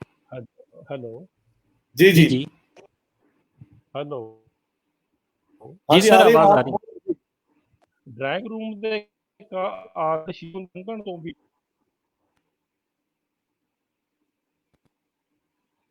ਲੰਘਣ ਤੋਂ ਵੀ ਡਰ ਲੱਗਦਾ, ਆਪਦਾ ਚਿਹਰਾ ਵੀ ਵੇਖਣ ਤੋਂ ਡਰਦੀ ਆ। ਸਾਰੀ ਰਾਤ ਨੀਂਦ ਨਹੀਂ ਆਈ, ਇਸੇ ਕਰਕੇ 3 ਵਜੇ ਦੀ ਉੱਠੀ ਫਿਰਦੀ ਆ। ਸੂਏ ਵਾਲੇ ਮੰਦਰ ਦੇ ਘੜਿਆਲ ਦੀ ਆਵਾਜ਼ ਚਾਹ ਪੀਂਦੀ ਦੇ ਕੰਨੀ ਪੈ ਰਹੀ ਹੈ। ਜੀ ਕਰਦੇ ਤੋਂ ਵੀ ਸਰੀਰ 'ਚ ਹੌਸਲਾ ਨਹੀਂ ਪੈਂਦਾ ਵੀ ਜਾ ਕੇ ਮੱਥਾ ਟੇਕ ਆਵਾਂ, ਦਰਸ਼ਨ ਕਰਨਾ ਆਵਾਂ ਭਗਵਾਨ ਦੇ। ਹੁਣ ਤਾਂ ਮੰਜੇ ਤੋਂ ਉੱਠਣਾ ਵੀ ਦੁੱਬਰ ਲੱਗਦਾ, ਪਰ ਸਰੀਰ ਦੀ ਬੇਚੈਨੀ ਹੋਈ ਪਈ ਹੈ, ਇਸੇ ਕਰਕੇ ਗੇੜੇ ਖਾਂਦੀ ਫਿਰਦੀ ਆ। ਰਮੇਸ਼ ਹੁੰਦੇ ਝੱਟ ਉੱਠ ਖੜਦੀ ਸਾਂ। ਰਸੋਈ 'ਚ ਭਾਂਡਿਆਂ ਦਾ ਖੜਕਾ ਸੁਣ ਕੇ ਉਹ ਵੀ ਉੱਠ ਬਹਿੰਦਾ, ਆਵਾਜ਼ ਮਾਰਦਾ, ਸ਼ੀਤਲ 2 ਕੱਪਾਂ 'ਚ ਚਾਹ ਪਾ ਲਿਆ, ਇੱਥੇ ਬੈੱਡ ਤੇ ਇਕੱਠੇ ਪੀਵਾਂਗੇ। ਚਾਹ ਦੀਆਂ ਚੁਸਕੀਆਂ ਲੈਂਦਿਆਂ ਟੈਲੀਵਿਜ਼ਨ ਆਨ ਕਰ ਲੈਂਦਾ। ਰਾਮਦੇਵ ਬਾਬਾ ਯੋਗ ਆਸਣ ਕਰਦਾ ਦਿਸਦਾ। ਰਮੇਸ਼ ਉਸੇ ਤਰ੍ਹਾਂ ਨਾਲੋਂ ਨਾਲ ਆਸਣ ਕਰਨ ਲੱਗ ਪੈਂਦਾ। ਬੈਠਾ ਬੈਠਾ ਕਪਾਰ ਭਾਂਤੀ ਕਰਦਾ। ਹੁੰਕਾਰੇ ਜੇ ਮਾਰਦੇ ਨੂੰ ਵੇਖ ਕੇ ਪਹਿਲਾਂ ਮੇਰੀ ਹਾਸੀ ਨਿਕਲ ਜਾਂਦੀ। ਰੁਕ ਕੇ ਕਹਿੰਦਾ, ਸ਼ੀਤਲ ਤੂੰ ਵੀ ਕਰਿਆ ਕਰ, ਕਿੰਨੀਆਂ ਬਿਮਾਰੀਆਂ ਤੋਂ ਬਚਾਅ ਹੁੰਦਾ ਜੋ ਕਰਕੇ। ਦਵਾਈਆਂ ਨਹੀਂ ਖਾਣੀਆਂ ਪੈਂਦੀਆਂ, ਸਰੀਰ ਚੁਸਤ ਫੁਸਤ ਰਹਿੰਦਾ। ਸਾਰਾ ਦਿਨ ਦਾ ਘਰ 'ਚ ਕੰਮ ਕਰੀਂਦਾ, ਉਹ ਸਾਰੇ ਦਿਨ ਦੀ ਕਸਰਤ ਹੀ ਹੈ। ਨਾਲੇ ਮੈਂ ਤਾਂ ਨੰਬਰ 9 ਆ, ਤੁਸੀਂ ਕਰ ਲਿਆ ਕਰੋ, ਮੈਂ ਆਪ ਦਾ ਤਰਕ ਦਿੰਦੀ। ਉਹ ਹੱਸ ਪੈਂਦਾ, ਮੈਂ ਵੀ ਹੱਸਦੀ। ਹੁਣ ਹਾਸੇ ਕਿੱਥੇ ਰਹਿ ਗਏ ਆ, ਲੈ ਗਿਆ ਨਾਲ ਹੀ, ਪਰਾਂ 'ਚ ਲੈ ਗਈ ਮੌਤ ਖੋਹ ਕੇ ਮੇਰੇ ਹੱਥਾਂ 'ਚੋਂ। ਚੰਦਰੀ ਹਾਰਟ ਅਟੈਕ ਦੀ ਬਿਮਾਰੀ ਨੇ ਕੋਈ ਗੱਲ ਵੀ ਨਾ ਹੋਣ ਦਿੱਤੀ, ਅੰਦਰ ਹੀ ਲੈ ਗਿਆ ਸਭ ਕੁਝ। ਤੁਰ ਗਿਆ ਚੁੱਪ ਕਰਕੇ, ਮੈਨੂੰ ਛੱਡ ਗਿਆ ਦੰਡ ਭੋਗਣ ਨੂੰ। ਮਨ ਬੁਝਿਆ ਪਿਆ, ਹੋਰ ਹੀ ਪੁੱਠੇ ਪੁੱਠੇ ਖਿਆਲ ਆਉਂਦੇ ਨੇ। ਮੰਦਰ ਜਾਣ ਬਾਰੇ ਸੋਚਦੀ ਹਾਂ ਤਾਂ ਮਨ ਕਹਿੰਦਾ, ਕੀ ਖੱਟ ਲਿਆ ਪਹਿਲਾਂ ਮੰਦਰ ਜਾ ਕੇ, ਇੰਨਾ ਭਗਵਾਨ ਦਾ ਨਾਂ ਲੈ ਕੇ। ਜੇ ਇਹੀ ਹੋਣਾ ਸੀ ਤਾਂ ਕੀ ਦਿੱਤਾ ਭਗਵਾਨ ਨੇ, ਔਖੀ ਹੋਈ ਭਗਵਾਨ ਨੂੰ ਉਲਾਂਭੇ ਦੇਈ ਜਾਂਦੀ ਹੈ। ਓਮ ਜੈ ਜਗਦੀਸ਼ ਹਰੇ ਦੀ ਆਵਾਜ਼ ਨਾਲ ਆਰਤੀ ਦੀ ਧੁਨ ਵੱਜਣ ਲੱਗਦੀ ਹੈ। ਲਾਬੀ ਵਿੱਚ ਲੱਗੀ ਸੰਗੀਤਕ ਘੰਟੀ ਦੀ ਆਵਾਜ਼ ਹੈ, ਦੁੱਧ ਵਾਲਾ ਹੋਵੇਗਾ। ਇਹ ਹੀ ਸੰਦੇਹਾ ਆ ਕੇ ਘੰਟੀ ਵਜਾਉਂਦਾ ਹੈ। ਕਿੰਨੀ ਮਿੱਠੀ ਲੱਗਦੀ ਸੀ ਇਹ ਸੰਗੀਤਕ ਧੁਨ। ਰਮੇਸ਼ ਨੇ ਜਿਸ ਦਿਨ ਘੰਟੀ ਲਗਵਾਈ ਸੀ ਤਾਂ ਕਹਿੰਦਾ, ਸ਼ੀਤਲ, ਟਰਨ ਟਰਨ ਵਾਲੀਆਂ ਘੰਟੀਆਂ ਤਾਂ ਅੰਦਰ ਹਿਲਾ ਕੇ ਰੱਖ ਦਿੰਦੀਆਂ। ਸੁੱਤਾ ਪਿਆ ਬੰਦਾ ਤਰਬ ਕੇ ਉੱਠਦਾ, ਜਿਵੇਂ ਪਤਾ ਨਹੀਂ ਕੀ ਹੋ ਗਿਆ। ਸਾਡੇ ਬੈਂਕਾਂ ਵਿੱਚ ਤਾਂ ਇਸ ਤਰ੍ਹਾਂ ਦੀਆਂ ਘੰਟੀਆਂ ਖਤਰੇ ਦਾ ਸਾਇਰਨ ਹੁੰਦੀਆਂ ਨੇ। ਲੋਕ ਪਤਾ ਨਹੀਂ ਕਿਵੇਂ ਘਰਾਂ 'ਚ ਲਵਾਈ ਬੈਠੇ ਆ। ਆਉਣ ਵਾਲਾ ਜਦੋਂ ਗੇਟ ਤੇ ਘੰਟੀ ਦਾ ਬਟਨ ਦਬਾਊ, ਰੱਬ ਦਾ ਨਾਂ ਤਾਂ ਕੰਨਾਂ 'ਚ ਪਿਆ ਕਰੂ। ਸੰਗੀਤ ਨਾਲ ਘਬਰਾਹਟ ਨਹੀਂ ਹੁੰਦੀ, ਸਗੋਂ ਮਨ ਖੁਸ਼ ਹੁੰਦਾ। ਉਸ ਦਿਨ ਕਿੰਨਾ ਚਿਰ ਗੇਟ ਤੇ ਜਾ ਕੇ ਬਾਰ-ਬਾਰ ਬਟਨ ਦਬਾਉਂਦਾ ਰਿਹਾ, ਜਿਵੇਂ ਉਸ ਨੂੰ ਖਾਸ ਹੀ ਆਨੰਦ ਆ ਰਿਹਾ ਹੋਵੇ। ਅਣਸਰਦੇ ਨੂੰ ਉੱਠਦੀ ਆ, ਪਤਾ ਹੈ ਇਹਨਾਂ ਨੇ ਤਾਂ ਉੱਠਣਾ ਨਹੀਂ। ਦੁੱਧ ਤਾਂ ਪਵਾ ਕੇ ਧਾਰੀ ਦੇਵਾਂ। ਰਸੋਈ 'ਚ ਦੁੱਧ ਵਾਲਾ ਬਰਤਨ ਲੈ ਪੋਰਚ ਹੇਠਾਂ ਬਾਹਰਲੇ ਬਲਬ ਦਾ ਬਟਨ ਦਬਾਉਂਦੀ ਹਾਂ। ਗਲੀ ਚਾਨਣ ਨਾਲ ਭਰ ਜਾਂਦੀ ਹੈ। ਗੇਟ ਖੋਲ੍ਹਦੀ ਹਾਂ। ਸ਼ੰਕਰ ਦੁੱਧ ਵਾਲੇ ਢੋਲ ਵਿੱਚ ਮਿਣਤੀ ਕਰਨ ਵੇਲੇ ਮੱਗ ਨਾਲ ਦੁੱਧ 'ਚ ਵੀ ਹੱਥ ਪਾ ਰਿਹਾ। ਦੁੱਧ 'ਚ ਇਸ ਤਰ੍ਹਾਂ ਹੱਥ ਪਾਉਣਾ ਮੈਨੂੰ ਬਿਲਕੁਲ ਚੰਗਾ ਨਹੀਂ ਲੱਗਦਾ, ਸਗੋਂ ਅਲਕਤ ਆਉਂਦੀ ਹੈ। ਕਿੰਨੇ ਵਾਰੀ ਇਸ ਨੂੰ ਟੋਕਿਆ, ਪਰ ਇਹਦੀ ਆਦਤ ਨਹੀਂ ਸੁਧਰਦੀ। ਦੁੱਧ ਡੋਲੂ 'ਚ ਪਾ ਕੇ ਸ਼ੰਭੂ ਜੇਬ ਵਿੱਚੋਂ पर्ची ਕੱਢਦਾ है। लै बीबी जी, लो बीबी जी, इस महीने का हिसाब 985 रुपए बने हैं। अच्छा भाई, जब दूध पीते हैं तो बढ़ने ही ने। मेरा उत्तर हाले मुंहों निकलिया ही है। वो फिर बोलता है, बीबी जी, दिन के टाइम आया नहीं जाता, जरूरत सी है। काका कई दिनों का मगर पड़ा है, कहता बूट लेने हैं, जे हैन तां दे दो। ਦੁੱਧ ਤੇ ਪਰਚੀ ਲੈ ਅੰਦਰ ਆਉਣੀ ਆ। ਪੈਸੇ ਗਿਣ ਕੇ ਗਲੀ 'ਚ ਆ ਸ਼ੰਕਰ ਨੂੰ ਫੜਾ ਕਹਿਨੀ ਆ, ਲੈ ਭਾਈ ਐਤਕੀ ਦੇ ਤੇਰੇ ਪੈਸੇ, ਅੱਗੇ ਜਿਵੇਂ ਹੋਊ ਉਵੇਂ ਸਹੀ। ਉਹ ਹੱਸਦਾ ਹੈ, ਨਹੀਂ ਬੀਬੀ ਜੀ, ਐਸੀ ਕੋਈ ਬਾਤ ਨਹੀਂ। ਉਸ ਨੂੰ ਕੀ ਪਤਾ ਮੇਰੇ ਅੰਦਰ ਕੀ ਬੀਤੀ ਜਾਂਦੀ ਹੈ। ਵਾਪਸ ਅੰਦਰ ਵੱਲ ਮੁੜ ਰਹੀਆਂ ਖਿਆਲਾਂ ਦੀ ਲੜੀ ਫਿਰ ਹੋਰ ਪਿਛਾਂਹ ਨੂੰ ਤੁਰ ਪੈਂਦੀ ਹੈ। ਛੋਟੇ ਹੁੰਦੇ ਰਾਜਨ ਦਾ ਚਿਹਰਾ ਸਾਹਮਣੇ ਆ ਜਾਂਦਾ। ਇਹਦੇ ਬੂਟ ਵਰਦੀ ਫਟਾਫਟ ਕਹਿ ਕੇ ਇਹਦੇ ਪਾਪਾ ਤੋਂ ਮੰਗਵਾਉਂਦੀ ਹੁੰਦੀ ਸਾਂ। ਕਦੇ ਮਿੰਟ ਲੇਟ ਨਹੀਂ ਹੋਣ ਦਿੱਤੇ ਸੀ। ਕਾਲਜ ਪੜ੍ਹਨ ਲੱਗਿਆ ਸਜਾ ਸਵਾਰ ਕੇ ਤੋਰਦੀ, ਵਧੀਆ ਤੋਂ ਵਧੀਆ ਜੀਨਾ ਪਾਉਂਦਾ, ਮਹਿੰਗੇ ਮਹਿੰਗੇ ਬੂਟ। ਮੇਰੇ ਵੀ ਧਰਤੀ ਤੇ ਪੈਰ ਨਾ ਲੱਗਦੇ। ਜਦੋਂ ਰਾਜਨ ਦੀ ਕਿਸੇ ਵੀ ਜਮਾਤ ਦਾ ਨਤੀਜਾ ਆਉਂਦਾ, ਹਰ ਵਾਰੀ ਫਸਟ ਆਉਂਦਾ। MSc ਚੋਂ ਵਧੀਆ ਨੰਬਰ ਲਏ। ਇਹਦੇ ਪਾਪਾ ਫੁੱਲੇ ਨਾ ਸਮਾਉਣ। ਮੈਨੂੰ ਕਹਿੰਦੇ ਇਹਦੀ ਖੁਸ਼ੀ 'ਚ ਮਸੂਰੀ ਦਾ ਟੂਰ ਲਾਵਾਂਗੇ। ਰਮੇਸ਼ ਨੇ ਬੈਂਕ ਤੋਂ ਹਫ਼ਤੇ ਦੀ ਛੁੱਟੀ ਲੈ ਲਈ। ਮੈਨੂੰ ਸਕੂਲਾਂ ਦੀਆਂ ਛੁੱਟੀਆਂ ਸੀ। ਮਮਤਾ ਨੂੰ ਦੱਸਿਆ, ਉਹ ਖੁਸ਼ੀ 'ਚ ਚਹਿਕ ਉੱਠੀ। ਸਾਹਮਣੇ ਸ਼ੋਅ ਕੇਸ 'ਚੋਂ ਦੋਵੇਂ ਭੈਣ ਭਰਾਵਾਂ ਦੀ ਫੋਟੋ ਪਈ ਦਿਸਦੀ ਹੈ। ਮਸੂਰੀ ਖਿੱਚੀ ਸੀ ਪਹਾੜੀ ਤੇ ਖੜਿਆਂ ਦੀ ਇੱਕ ਫੋਟੋਗ੍ਰਾਫਰ ਨੇ। ਹੁਣ ਉਸੇ ਭੈਣ ਨੂੰ ਬੁਲਾਉਣਾ ਵੀ ਨਹੀਂ ਚਾਹੁੰਦਾ। ਚੰਦਰੇ ਮੂੰਹ ਵਾਲਾ ਆਨੇ ਬਹਾਨੇ ਉਸ ਤੇ ਚਿੜਦਾ, ਹਾਲਾਂਕਿ ਉਹ ਆਪਦੇ ਘਰ-ਬਾਰ ਦੀ ਹੈ, ਇਹਦੇ ਬਰਾਬਰ ਦੀ ਹੈ, ਨੌਕਰੀ ਕਰਦੀ ਹੈ, ਇਹ ਤੋਂ ਕੀ ਧਰਾਉਂਦੀ ਹੈ। ਪਰ ਆਪਦੀ ਮੇਲ ਨੂੰ ਖੁਸ਼ ਕਰਨ ਵਾਸਤੇ ਕਿੰਨਾ ਕੁਛ ਉਗਲਦਾ ਮਮਤਾ ਨੂੰ। ਜਦ ਉਹਦੀ ਗੱਲ ਕਰਦੀਆਂ ਤਿਉੜੀ ਮੱਥੇ 'ਚ ਪੈ ਜਾਂਦੀ ਹੈ। ਮੇਰੇ ਵਾਸਤੇ ਤਾਂ ਦੇਵੀ ਰੂਪ ਹੈ ਮੇਰੀ ਧੀ। 12 ਸਾਲ ਹੋ ਗਏ ਸੀ ਮੇਰੀ ਕੁੱਖ ਸੁੰਨੀ ਪਈ ਸੀ। ਕਿੰਨਾ ਉਦਾਸ ਰਹਿੰਦੀ ਸੀ ਮੈਂ। ਸ਼ਾਮ ਨੂੰ ਜਦੋਂ ਰਮੇਸ਼ ਘਰੇ ਆਉਂਦਾ, ਮੇਰਾ ਚਿਹਰਾ ਵੇਖ ਕੇ ਚੁੱਪ ਹੋ ਜਾਂਦਾ। ਅੰਦਰੇ ਅੰਦਰ ਉਹ ਵੀ ਤਰਸਿਆ ਪਿਆ ਸੀ ਬੱਚੇ ਦੀ ਕਿਲਕਾਰੀ ਨੂੰ। ਸੱਸ ਬਾਰ-ਬਾਰ ਚੋਭਾਂ ਦਿੰਦੀ, ਇਹਦਾ ਛੋਟਾ ਭਾਈ ਛਵੀ ਅੱਡ ਮੇਰੇ ਅੱਗੇ ਪਿੱਛੇ ਫਿਰਦਾ ਰਹਿੰਦਾ। ਇਹ ਤਾਂ ਡਿਊਟੀ ਤੇ ਹੁੰਦਾ। ਉਹ ਕਾਲਜੋਂ ਆ ਮੈਨੂੰ ਭਾਬੀ ਭਾਬੀ ਕਰਦਾ, ਕਦੇ ਗੁੱਝੀਆਂ ਰਮਜ਼ਾਂ ਮਾਰਦਾ। ਹੱਸ ਕੇ ਟਾਲ ਦਿੰਦੀ। ਉਹਦੀਆਂ ਹਰਕਤਾਂ ਤੋਂ ਲੱਗਦਾ ਜਿਵੇਂ ਘਰੋਂ ਹੀ ਪਾਣ ਦਿੱਤੀ ਹੋਈ ਹੁੰਦੀ ਆ ਉਸਨੂੰ। ਰਮੇਸ਼ ਨੂੰ ਡਰਦੀ ਮੈਂ ਸਾਫ਼ ਨਾ ਦੱਸਦੀ, ਘਰ 'ਚ ਗੱਲ ਵੱਧ ਜਾਊ। ਆਨੇ ਬਹਾਨੇ ਮੈਂ ਅੰਦਰਲਾ ਦਰਦ ਅੱਖਾਂ ਦੇ ਪਾਣੀ ਰਾਹੀਂ ਬਾਹਰ ਕੱਢਦੀ। ਰਮੇਸ਼ ਦਾ ਇਹੀ ਦਿਲਾਸਾ ਹੁੰਦਾ, ਖੁਸ਼ ਰਿਹਾ ਕਰ, ਸਭ ਠੀਕ ਹੋ ਜੂ। ਤੁਸੀਂ ਤਾਂ ਬਾਹਰ ਜਾ ਕੇ ਦੋਸਤਾਂ ਮਿੱਤਰਾਂ 'ਚ ਕੁਛ ਚਿਰ ਗੱਲਾਂ ਭੁੱਲ ਭੁਲਾ ਜਾਂਦੇ ਹੋਵੋਗੇ। ਮੇਰੀ ਤਾਂ ਸਾਰਾ ਦਿਨ ਤਾਰ ਇੱਥੇ ਹੀ ਵੱਜਦੀ ਰਹਿੰਦੀ ਹੈ। ਸਾਰਾ ਦਿਨ ਇਸੇ ਫਿਕਰ 'ਚ ਲੰਘਦਾ। ਸਕੂਲ 'ਚ ਮੇਰੀਆਂ ਕੁਲੀਗਸ ਆਪੋ ਆਪਣੇ ਬੱਚਿਆਂ ਦੀਆਂ ਗੱਲਾਂ ਕਰਨਗੀਆਂ, ਮੈਂ ਚੁੱਪ ਬੈਠੀ ਰਹਿੰਦੀ ਹਾਂ। ਕੀ ਗੱਲ ਕਰਾਂ ਉਹਨਾਂ ਨਾਲ। ਮਿਸਿਸ ਸਿੱਧੂ ਤਾਂ ਬੜੀ ਨਖਰੇ ਨਾਲ ਗੱਲ ਕਰੂ। ਸ਼ੀਤਲ ਮੈਡਮ, ਆਪਾਂ ਕਮਾਉਂਦੇ ਕਾਹਦੇ ਲਈ ਆ? ਚੈੱਕਅਪ ਕਰਵਾਓ ਕਿਸੇ ਚੰਗੇ ਡਾਕਟਰ ਤੋਂ। ਕੀ ਦੱਸਾਂ ਉਹਨੂੰ, ਸਾਡੇ ਦੋਹੇ ਜੀਆਂ ਦੀ ਸਾਰੀ ਤਨਖਾਹ ਤਾਂ ਡਾਕਟਰਾਂ ਦੇ ਘਰਾਂ 'ਚ ਚਲੀ ਜਾਂਦੀ ਹੈ। ਇਹਦੇ ਭਾ ਦੀ ਵੀ ਹਾਲੇ ਚੈੱਕਅਪ ਬਾਕੀ ਹੈ। ਘਰੇ ਆ ਜਾਂਦੀ, ਹੋਰ ਬਥੇਰਾ ਕੁਝ ਸੁਣਨ ਨੂੰ ਮਿਲਦਾ। ਛਵੀ ਮਾਰੇ ਨੂੰ ਤਾਂ ਮੈਂ ਇੱਕ ਦਿਨ ਸਖਤ ਸ਼ਬਦਾਂ ਨਾਲ ਆਪਣੇ ਤੋਂ ਪਰੇ ਕੀਤਾ। ਆਪਦੇ ਭਰਾ ਦੀ ਇੱਜ਼ਤ ਬੰਨੀ ਵੇਖ, ਕੰਨ ਜੇ ਝਾੜਦਾ ਤੁਰ ਗਿਆ। ਕਿੰਨੇ ਸਾਲਾਂ ਦੇ ਕੋਠੀ ਪਾ ਕੇ ਇੱਥੇ ਰਹਿੰਦੇ ਆ, ਪਰ ਜੇ ਕਿਤੇ ਆਊ ਅੱਜ ਤੱਕ ਵੀ ਰੜਕ ਰੱਖਦਾ ਮੇਰੇ ਕਹੇ ਦੀ। ਮੈਂ ਕਿਹੜਾ ਪਰਵਾਹ ਕਰਦੀ ਆ। ਜਿਉਂਦੀ ਰਹੇ ਮੇਰੀ ਰੀਨਾ ਭੈਣ, ਜਿਹਨੇ ਮੇਰਾ ਅੰਦਰਲਾ ਦੁੱਖ ਪਹਿਚਾਣਿਆ। ਰੀਨਾ ਮੇਰੀ ਮਾਸੀ ਦੀ ਧੀ ਹੈ। ਅਸੀਂ ਡੀਏਵੀ ਕਾਲਜ 'ਚ ਇਕੱਠੀਆਂ ਪੜ੍ਹੀਆਂ, ਹੋਸਟਲ 'ਚ ਇੱਕੋ ਕਮਰਾ ਸੀ। ਦੋਵੇਂ ਇੱਕ ਦੂਜੇ ਦੀਆਂ ਨਿੱਕੀਆਂ ਨਿੱਕੀਆਂ ਆਦਤਾਂ ਤੋਂ ਜਾਣੂ ਸੀ। ਵਿਆਹਾਂ ਤੋਂ ਮਗਰੋਂ ਵੀ ਅਸੀਂ ਇੱਕ ਦੂਜੇ ਨੂੰ ਉਵੇਂ ਹੀ ਮਿਲਦੀਆਂ ਰਹਿੰਦੀਆਂ। ਰੀਨਾ ਦੇ ਘਰ ਵਾਲੇ ਦਾ ਰਮੇਸ਼ ਨਾਲ ਸੁਭਾਅ ਮਿਲਦਾ ਸੀ। ਜਦ ਕਦੇ ਅਸੀਂ ਰੀਨਾ ਕੋਲ ਜਾਂਦੇ, ਆਪਦੇ ਜੀਜੇ ਨਾਲ ਉਹ ਪੂਰੇ ਮਖੌਲ ਕਰਦੀ। ਦਿਲ ਦੀ ਸਾਫ਼ ਸੀ ਰੀਨਾ, ਜਿਵੇਂ ਬਾਹਰ ਉਵੇਂ ਅੰਦਰੋਂ। ਰਮੇਸ਼ ਰੀਨਾ ਕੋਲ ਜਾ ਕੇ ਖੁਸ਼ ਹੁੰਦਾ ਸੀ। ਇੱਕ ਦਿਨ ਗੱਲਾਂ ਚੱਲਦੀਆਂ 'ਚ ਰੀਨਾ ਨੇ ਕਿਹਾ, ਕਿਉਂ ਜੀਜਾ ਜੀ ਉਦਾਸ ਬੈਠੇ ਹੋ? ਮੇਰੇ ਪੇਟ ਵਿਚਲਾ ਬੱਚਾ ਤੁਹਾਡੇ ਵਿਹੜੇ 'ਚ ਖੇਡਿਆ ਕਰੂ। ਮੇਰੇ ਕੋਲ ਹੈਗੇ ਨੇ ਰੀਤੂ ਤੇ ਵਿਸ਼ਵਾਸ। ਕੁਝ ਮਹੀਨਿਆਂ ਬਾਅਦ ਰੀਨਾ ਦੇ ਪਤੀ ਦਾ ਫੋਨ ਸੀ ਕਿ ਰੀਨਾ ਕੋਲ ਲੜਕੀ ਹੋਈ ਹੈ। ਮੈਂ ਤੇ ਰੀਨਾ ਨੇ ਮੈਂ ਤੇ ਰਮੇਸ਼ ਨੇ ਪੈਰ ਜੁੱਤੀ ਨਾ ਪਾਈ। ਕੁਛ ਦਿਨਾਂ ਦੀ ਹੀ ਮਮਤਾ ਨੂੰ ਅਸੀਂ ਝੋਲੀ 'ਚ ਪਵਾ ਲਿਆ। ਇੰਜ ਲੱਗਦਾ ਜਿਵੇਂ ਮੇਰੀ ਸੁੱਕੀ ਪਈ ਬਗੀਚੀ ਵਿੱਚ ਬਹਾਰ ਆ ਗਈ ਹੋਵੇ। ਮਮਤਾ ਜੀ ਨੂੰ ਸੰਭਾਲਦੀ ਨੂੰ ਪਤਾ ਹੀ ਨਾ ਲੱਗਦਾ ਕਦੋਂ ਦਿਨ ਚੜ੍ਹਿਆ ਕਦੋਂ ਛਿਪ ਗਿਆ। ਕਦੇ ਦੁੱਧ ਗਰਮ ਕਰਕੇ ਪਿਲਾਤਾ, ਕਦੇ ਨਹਾ ਦਿੱਤੀ। ਫਿਰ ਮਮਤਾ ਦੀਆਂ ਤੋਤਲੀਆਂ ਗੱਲਾਂ ਦਾ ਸਾਰਿਆਂ ਨੂੰ ਖੁਸ਼ ਕਰੀ ਰੱਖਦੀਆਂ। ਭਗਵਾਨ ਨੇ ਮੇਰੇ ਤੇ ਮਿਹਰ ਦਾ ਵੱਡਾ ਹੱਥ ਰੱਖ ਕੇ ਮੇਰਾ ਅੰਦਰ ਠਾਰ ਦਿੱਤਾ ਸੀ। 3 ਸਾਲ ਬਾਅਦ ਇਹ ਰਾਜਨ ਮੇਰੇ ਪੇਟ ਪਿਆ। ਇਹਦੇ ਜਨਮ ਨਾਲ ਤਾਂ 100 ਸਵਰਗ ਮਿਲ ਗਏ ਸੀ। ਪੂਰੇ 15 ਵਰ੍ਹਿਆਂ ਬਾਅਦ ਜਦੋਂ ਬੰਦਾ ਆਸ ਵੀ ਛੱਡ ਜਾਂਦਾ ਹੈ ਇੱਕ ਤਰ੍ਹਾਂ ਨਾਲ। ਇਹਨੂੰ ਪਾਲਿਆ ਪੜ੍ਹਾਇਆ, ਪਰ ਕੀ ਕਦਰ ਪਾਈ ਹੈ ਮੇਰੀ। ਹੁਣ ਕਹਿੰਦਾ ਹੈ, ਮਾਂ ਤਾਂ ਐਵੇਂ ਤੁਰੀ ਫਿਰਦੀ ਹੈ। ਉਲਟਾ ਹੋਰ ਪੱਥਰ ਚੁੱਕ ਚੁੱਕ ਕੇ ਮਾਰਦਾ ਹੈ। ਜੇ ਇਹਦੀ ਰਾਣੀ ਕਹੇ ਉਹੀ ਸੱਤ ਹੈ। ਇਹਨੂੰ ਪੁੱਛਣ ਵਾਲਾ ਹੋਵੇ, ਬਗਾਨੀ ਧੀ ਨੂੰ ਕੀ ਦਰਦ ਹੈ? ਤੂੰ ਢਿੱਡੋਂ ਕੱਢਿਆ ਵੀ ਜ਼ਹਿਰ ਉਗਲਦਾ ਮਾਂ ਨੂੰ। ਇਹ ਜ਼ਹਿਰ ਰਾਤ ਦੀ ਤੰਗ ਕਰੀ ਜਾਂਦੀ ਹੈ।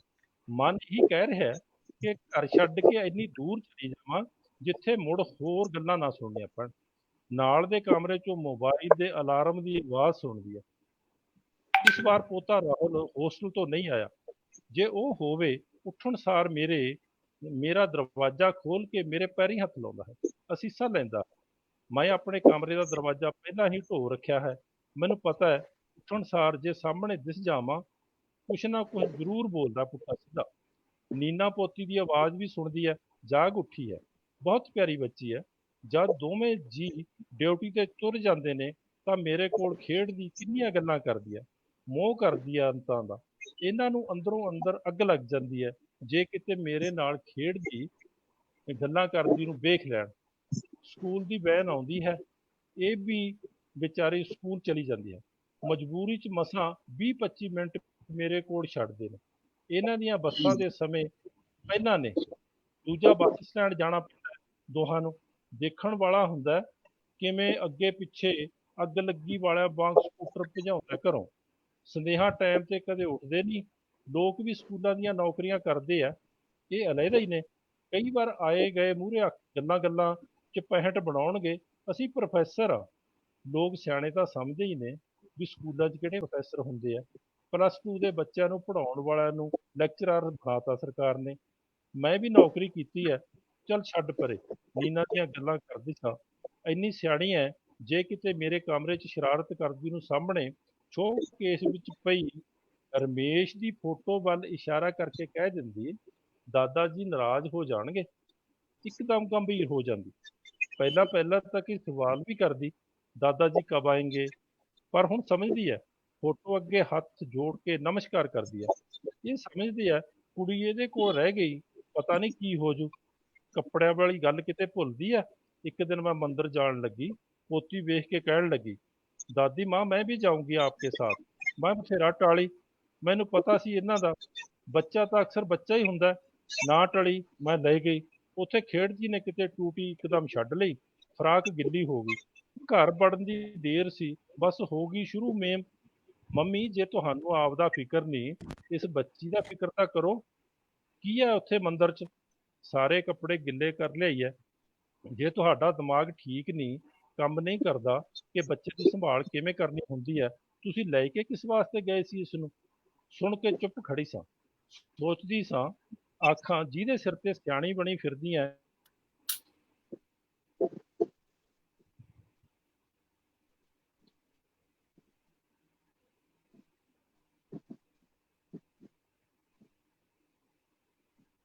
ਜਿਹੜੇ ਲੱਗਦਾ ਇੰਟਰਨੈਟ ਉਹਨਾਂ ਦਾ ਖਰਾਬ ਹੋ ਗਿਆ ਕਿ ਸਾਨੂੰ ਕਹਾਣੀ ਕੋਈ ਪੂਰੀ ਨਹੀਂ ਸੁਣ ਦੇਣੀ ਇੰਟਰਨੈਟ ਵਾਲਿਆਂ ਨੇ। ਡਾਕਟਰ ਕਰਾਮਤ ਸਾਹਿਬ ਦਾ ਕਮਾਲ ਹੈ ਕਿ ਪੂਰੀ ਕਹਾਣੀ ਕਰ ਗਏ ਇੱਕੋ ਸਾਹ 'ਚ। ਅੱਛਾ ਜੀ, ਡਾਕਟਰ ਸਾਹਿਬ ਦਾ ਕਮਾਲ ਹੈ। ਹਾਂਜੀ, ਅੱਛਾ ਇਹ ਜੀ ਭੁਪਿੰਦਰ ਵੀਰ ਜੀ ਹੋਇਆ ਵੇ ਕਿ ਤੁਸੀਂ ਜਿੱਥੇ ਛੱਡ ਕੇ ਗਏ ਸੋ ਕਹਾਣੀ ਹੁਣ ਆਵਾਜ਼ ਆਉਂਦੀ ਹੈ ਜੀ ਮੇਰੀ?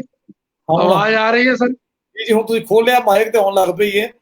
ਹੁਣ ਤੁਸੀਂ ਸ਼ੁਰੂ ਹੋ ਜਾਓ, ਜਿੱਥੇ ਆਪਣੀ ਛੱਡੀ ਸੀ ਕਹਾਣੀ ਉੱਥੋਂ ਹੀ ਸ਼ੁਰੂ ਕਰ ਲਵੋ। ਮੈਂ ਉੱਥੋਂ ਛੱਡੀ ਸੀ ਜੀ ਜਿੱਥੇ ਕਮਲਾ ਦੇ ਲੜਕਾ ਹੋਇਆ ਜੀ, ਉਹਦੇ ਨਾਲ ਜੋੜਨ ਦਾ ਯਤਨ ਕਰਦਾ ਤੁਹਾਨੂੰ। ਜੀ ਜੀ, ਆਖਰ ਉਡੀਕ ਕਰਦੇ ਕਰਦੇ ਉਹ ਸਮਾਂ ਆ ਹੀ ਗਿਆ। ਬੜੇ ਹੀ ਯਤਨਾਂ ਤੋਂ ਬਾਅਦ ਵੱਡੇ ਆਪਰੇਸ਼ਨ ਨਾਲ ਕਮਲਾ ਦੇ ਲੜਕਾ ਪੈਦਾ ਹੋਇਆ, ਜੋ ਸਮੇਂ ਤੋਂ ਪਹਿਲਾਂ ਹੀ ਹੋਇਆ ਅਤੇ ਕਾਫੀ ਕਮਜ਼ੋਰ ਹਾਲਤ ਵਿੱਚ ਸੀ। ਬੱਚੇ ਦੇ ਜਨਮ ਲੈਣ ਤੇ ਜਿੱਥੇ ਘਰ ਵਿੱਚ ਖੁਸ਼ੀ ਦੀ ਲਹਿਰ ਦੌੜ ਗਈ ਸੀ, ਉੱਥੇ ਇੱਕ ਡਰ ਤੇ ਤੌਖਲਾ ਵੀ ਉੱਭਰ ਆਇਆ ਸੀ। ਕਮਲਾ ਪਹਿਲਾਂ ਤੋਂ ਵੀ ਕਮਜ਼ੋਰ ਹੋਣ ਕਰਕੇ ਬੱਚੇ ਨੂੰ ਦੁੱਧ ਚੁੰਘਾਉਣ ਤੋਂ ਅਸਮਰਥ ਸੀ। ਡਾਕਟਰਾਂ ਦਾ ਕਹਿਣਾ ਸੀ ਕਿ ਜੇ ਬੱਚੇ ਨੂੰ ਮਾਂ ਦਾ ਦੁੱਧ ਨਾ ਚੁੰਘਾਇਆ ਗਿਆ ਤਾਂ ਕਾਫੀ ਸੀਰੀਅਸ ਹੋ ਸਕਦਾ ਹੈ। ਸੁਰੇਸ਼ ਦੇ ਸਾਹਮਣੇ ਆਈਆਂ ਖੁਸ਼ੀਆਂ ਚਿੰਤਾ ਵਿੱਚ ਬਦਲ ਗਈਆਂ। ਕਮਲਾ ਆਪਣੇ ਘਰ ਕਿੰਨੇ ਸਾਲਾਂ ਬਾਅਦ ਪਰਮਾਤਮਾ ਦੀ ਮਿਹਰ ਕੀਤੀ ਹੈ। ਹੁਣ ਕੀ ਕਰੀਏ, ਕੁਝ ਸੁਝਦਾ ਹੀ ਨਹੀਂ। ਸੁਰੇਸ਼ ਨੇ ਆਪਣੀ ਚਿੰਤਾ ਕਮਲਾ ਨਾਲ ਸਾਂਝੀ ਕੀਤੀ। ਕੁਝ ਤਾਂ ਕਰਨਾ ਹੀ ਪਵੇਗਾ, ਨਹੀਂ ਤਾਂ ਬੱਚੇ ਨੂੰ, ਕਮਲਾ ਉਧਰ ਨਾਮੋ ਦੇ ਕੁੜੀ ਹੋਈ ਹੈ, ਉਹ ਦੋਵੇਂ ਬਿਲਕੁਲ ਠੀਕ ਨੇ। ਜੇ ਤੂੰ ਆਖੇ ਤਾਂ ਮੈਂ ਉਸ ਨਾਲ ਗੱਲ ਕਰਾਂ। ਜੇ ਆਪਣੇ ਬੱਚੇ ਨੂੰ ਦੁੱਧ, ਹਾਂ ਹਾਂ ਤੁਸੀਂ ਜ਼ਰੂਰ ਗੱਲ ਕਰੋ, ਮੈਨੂੰ ਉਮੀਦ ਆ ਉਹ ਜ਼ਰੂਰ ਮੰਨ ਜਾਵੇਗੀ। ਸੁਰੇਸ਼ ਨਾਮੋ ਦੇ ਘਰ ਵੱਲ ਜਾ ਰਿਹਾ ਸੀ, ਨਾਲ ਹੀ ਸੋਚ ਰਿਹਾ ਸੀ ਕਿ ਔਰਤਾਂ ਵੀ ਜੀਵ ਹੁੰਦੀਆਂ ਨੇ, ਆਪਣੀ ਮਮਤਾ ਪਿੱਛੇ ਕੁਝ ਵੀ ਕਰ ਸਕਦੀਆਂ ਨੇ, ਆਪਣੇ ਅੰਦਰੋਂ ਸ਼ੱਕ ਸੁਭਾਅ ਵੀ ਬਾਹਰ ਕੱਢ ਸਕਦੀਆਂ ਨੇ। ਨਾਮੋ ਦਾ ਘਰ ਨੇੜੇ ਆ ਗਿਆ।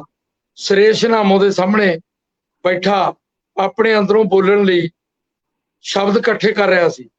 ਨਾਮੋ, ਡਾਕਟਰਾਂ ਨੇ ਕਿਹਾ ਜੇ ਸਾਡੇ ਬੱਚੇ ਨੂੰ ਮਾਂ ਦਾ ਦੁੱਧ ਨਾ ਦਿੱਤਾ ਗਿਆ ਤਾਂ ਕੁਝ ਵੀ ਹੋ ਸਕਦਾ। ਜੇ ਤੂੰ ਕਾਕੇ ਨੂੰ ਆਪਣਾ ਦੁੱਧ, ਨਾਮੋ ਕੁਝ ਸੋਚਣ ਲੱਗੀ। ਕੁਝ ਸਮੇਂ ਬਾਅਦ ਨਾਮੋ ਨੇ ਹਾਮੀ ਭਰ ਦਿੱਤੀ। ਸੁਰੇਸ਼ ਦੇ ਮੁੰਡੇ ਲਈ ਆਪਣੀ ਧੀ ਦੇ ਮੂੰਹ ਖੋਇਆ ਦੁੱਧ ਉਸਨੇ ਕਿਸੇ ਵੀ ਕਿਸਮ ਦਾ ਉਪਰਾਪਣ ਮਹਿਸੂਸ ਨਾ ਹੁੰਦਾ, ਸਗੋਂ ਉਹਦਾ ਖੁਸ਼ੀ ਦੁੱਧ ਚੁੰਘਾਉਂਦੀ ਅਤੇ ਫਖਰ ਮਹਿਸੂਸ ਕਰਦੀ। ਕਾਕਾ ਵੀ ਨਾਮੋ ਦਾ ਦੁੱਧ ਚੁੰਘ ਕੇ ਫੁਰਨ ਲੱਗਿਆ। ਦਿਨੋਂ ਦਿਨ ਗੋਬਲਾ ਹੁੰਦਾ ਜਾਂਦਾ, ਲੱਤਾਂ ਬਾਹਾਂ ਖੁੱਲ ਕੇ ਚਲਾਉਂਦਾ। ਕਮਲਾ ਇਹ ਸਭ ਕੁਝ ਦੇਖ ਕੇ ਗਦਗਦ ਹੋ ਉੱਠਦੀ। ਨਾਮੋ ਦੀਆਂ ਵੀ ਬਾਛਾਂ ਖਿੜ ਜਾਂਦੀਆਂ। ਸੁਰੇਸ਼ ਦੇ ਪਰਿਵਾਰ ਨਾਲ ਉਸਦੀ ਕੋਈ ਕਹਿ ਸਾਂਝ ਪੀढ़ी ਦਰ ਪੀढ़ी ਹੁੰਦੀ ਜਾ ਰਹੀ ਸੀ। ਇੱਕ ਦੁਪਹਿਰ ਨਾਮੋ ਕਾਕੇ ਨੂੰ ਆਪਣੀ ਨਿੱਘੀ ਗੋਦ 'ਚ ਲਿਟਾ ਦੁੱਧ ਚੁੰਘਾ ਰਹੀ ਸੀ। ਅਚਾਨਕ ਪੌੜੀਆਂ ਚੜੇ ਸੁਰੇਸ਼ ਦੀ ਨਜ਼ਰ ਦੁੱਧ ਚੁੰਘਾਉਂਦੀ ਨਾਮੋ ਵੱਲ ਗਈ ਤਾਂ ਉਹ ਮਨ ਹੀ ਮਨ ਖੀਵਾ ਹੋ ਉੱਠਿਆ ਤੇ ਛੋਪਲੇ ਹੀ ਕਿਸੇ ਖੁਮਾਰੀ 'ਚ ਪੌੜੀਆਂ ਉਤਰ ਆਇਆ ਸੀ। ਮਤੇ ਵਾਹ ਵਾਹ, ਧੰਨਵਾਦ ਜੀ, ਸ਼ੁਕਰੀਆ ਤੁਸੀਂ ਕਹਾਣੀ ਨੂੰ ਸੁਣਿਆ। ਬਾਈ ਜੀ ਨੇ ਉਹ ਇਹ ਥੋੜਾ ਤਕਨੀਕੀ ਖਰਾਬੀ ਹੋਈ ਜੀ, ਸੁਣਨ ਵਾਲਿਆਂ ਨੇ ਯਕੀਨਨ ਸਵਾਦ ਲਿਆ ਹੋਏਗਾ, ਉੱਥੋਂ ਹੀ ਜੋੜ ਲੈਣਗੇ ਕਹਾਣੀ ਨੂੰ। ਹੁਣ ਇਹ ਪਿਆਸ ਉਵੇਂ ਹੀ ਰਹੇਗੀ ਜੀ। ਹੁਣ ਇਹ ਇਮਤਿਹਾਨ ਹੈ ਜੀ ਕਿ ਜਿਹੜੀ ਤੁਹਾਡੀ ਕਹਾਣੀ ਹੈ ਔਰ ਜੋਗਾ ਜੀ ਆਪਸ ਰਲ ਨਾ ਜਾਣ, ਕਿਉਂਕਿ 2 ਵਾਰੀ ਟੋਟੇ ਸੁਣੀਆਂ ਨੇ ਤੇ ਲੋਕ ਆਪਸ ਹੀ ਜੋੜਨ ਤੇ ਜ਼ਿਆਦਾ ਚੰਗਾ ਹੈ। ਜੋਗਾ ਜੀ ਦੁਬਾਰਾ ਜੁੜ ਗਏ ਨੇ ਤੇ ਜੋਗਾ ਜੀ ਕਿੰਨੀ ਕੁ ਰਹਿ ਗਈ ਕਹਾਣੀ ਆਪਣੀ ਜੀ? ਮੇਰੀ ਕਹਾਣੀ ਦੇ ਰਹਿੰਦੇ ਹੈਗੇ ਤਿੰਨ ਚਾਰ 3 ਪੇਜ ਰਹਿੰਦੇ ਆ, 2.5 ਪੇਜ। ਅੱਛਾ ਅੱਛਾ। ਉਹ ਅਸਲ 'ਚ ਹਾਂ ਹੋਇਆ ਬਸ ਜੀ ਕਿ ਜੇ ਥੋੜਾ ਟੈਕਨੀਕਲ ਮਸਲਾ ਆ ਗਿਆ ਤੇ ਕੋਈ ਗੱਲ ਉਸੇ ਨਹੀਂ। ਬਸ ਬਸ ਅਸੀਂ ਤੁਹਾਨੂੰ ਚਾਹਾਂਗੇ ਕਿ 5 ਜੀ ਜੀ 5 ਮਿੰਟ 'ਚ ਜੀ ਮੈਂ ਮੈਂ 5 ਜੀ ਮਿੰਟ 'ਚ ਕਹਾਣੀ ਆਪਦੀ ਮੁਕੰਮਲ ਕਰ ਦਿੰਦਾ ਜੀ। ਜੀ ਕਰੋ ਜੀ ਕਰੋ, ਤਾਂ ਕਿ ਫਿਰ ਅਸੀਂ ਪ੍ਰਧਾਨ ਕੋਲੋਂ ਗੱਲਬਾਤ ਵੀ ਸੁਣੀਏ ਤੇ ਕੋਈ ਛੋਟੀ ਜਿਹੀ ਕਹਾਣੀ ਵੀ ਜੇ ਉਹ ਹਾਂਜੀ ਜ਼ਰੂਰ। ਜੀ ਜੀ ਇਜਾਜ਼ਤ ਹੈ ਜੀ। ਜੀ ਬਿਸਮਿਲ੍ਲਾ ਜੀ। ਬੈਠ ਕੋਈ ਜ਼ੋਰ ਨਹੀਂ ਇਸ ਘਰ 'ਚ ਰਹਿਣ ਨੂੰ ਉੱਕਾ ਮਨ ਨਹੀਂ ਮੰਨਦਾ, ਪਰ ਬੈਠੀ ਆ ਬੁੱਤ ਬਣੀ। ਸੋਚਦੀਆਂ ਲੋਕ ਕੀ ਕਹਿਣਗੇ, ਪੜ੍ਹੇ ਲਿਖਿਆਂ ਦਾ ਟੱਬਰ ਹੈ, ਕਰੀ ਕੀ ਜਾਂਦੇ ਆ। ਪਰ ਅੱਜ ਫੈਸਲਾ ਕਰਨਾ ਹੀ ਹੈ। ਬੈੱਡ ਤੋਂ ਉੱਠ ਕੇ ਬਾਹਰ ਗੁਸਲਖਾਨੇ ਵੱਲ ਜਾਣ ਦੀ ਸੋਚਦੀ ਆ। ਇੰਨੇ ਨੂੰ ਮੇਰੇ ਮੋਬਾਈਲ ਦੀ ਘੰਟੀ ਵੱਜਣ ਲੱਗਦੀ ਹੈ। ਐਨਕ ਲਾ ਕੇ ਨੰਬਰ ਸਕਰੀਨ ਵੇਖਦੀ ਆ। ਮਮਤਾ ਦਾ ਫੋਨ ਹੈ। ਮਨ ਕੰਬ ਜਿਹਾ ਜਾਂਦਾ ਹੈ। ਅੰਦਰ ਸੁਣ ਕੇ ਹੋਰ ਸੜਨਗੇ। ਆਨ ਕਰਕੇ ਹੌਲੀ ਜਿਹੀ ਪੁੱਛਦੀ ਆ, ਬੇਟਾ ਠੀਕ ਹੋ? ਹਾਂ ਮੰਮੀ ਜੀ, ਤੁਸੀਂ ਠੀਕ ਹੋ? ਮੈਂ ਤਾਂ ਵੈਸੇ ਹੀ ਮਿਲਾ ਲਿਆ, ਤੁਹਾਡੀ ਸਿਹਤ ਦਾ ਪਤਾ ਕਰਨ ਲਈ। ਰਾਤ ਫੋਨ ਨਹੀਂ ਆਇਆ, ਕੁਝ ਅੰਕਤ ਨੂੰ ਖੰਘ ਜ਼ੁਕਾਮ ਜਿਹਾ ਸੀ। ਉਲਝੀ ਰਹੀ ਕੰਮ 'ਚ, ਮੈਂ ਸੋਚਿਆ ਹੁਣ ਪੁੱਛ ਲਵਾਂ। ਮੈਂ ਠੀਕ ਹਾਂ ਬੇਟੀ, ਇਹ ਉੱਠੇ ਫਿਰਦੇ ਨੇ ਦੋਵੇਂ। ਅੱਧਾ ਘੰਟਾ ਠਹਿਰ ਕੇ ਕਰਾਂਗੇ ਤੈਨੂੰ ਫੋਨ, ਕਹਿ ਫੋਨ ਕੱਟ ਦਿੱਤਾ। ਫੋਨ ਮੇਜ਼ ਤੇ ਰੱਖਦੀਆਂ, ਮਨ ਹੋਰ ਔਖਾ ਹੁੰਦਾ ਮਮਤਾ ਬਾਰੇ ਸੋਚ ਕੇ।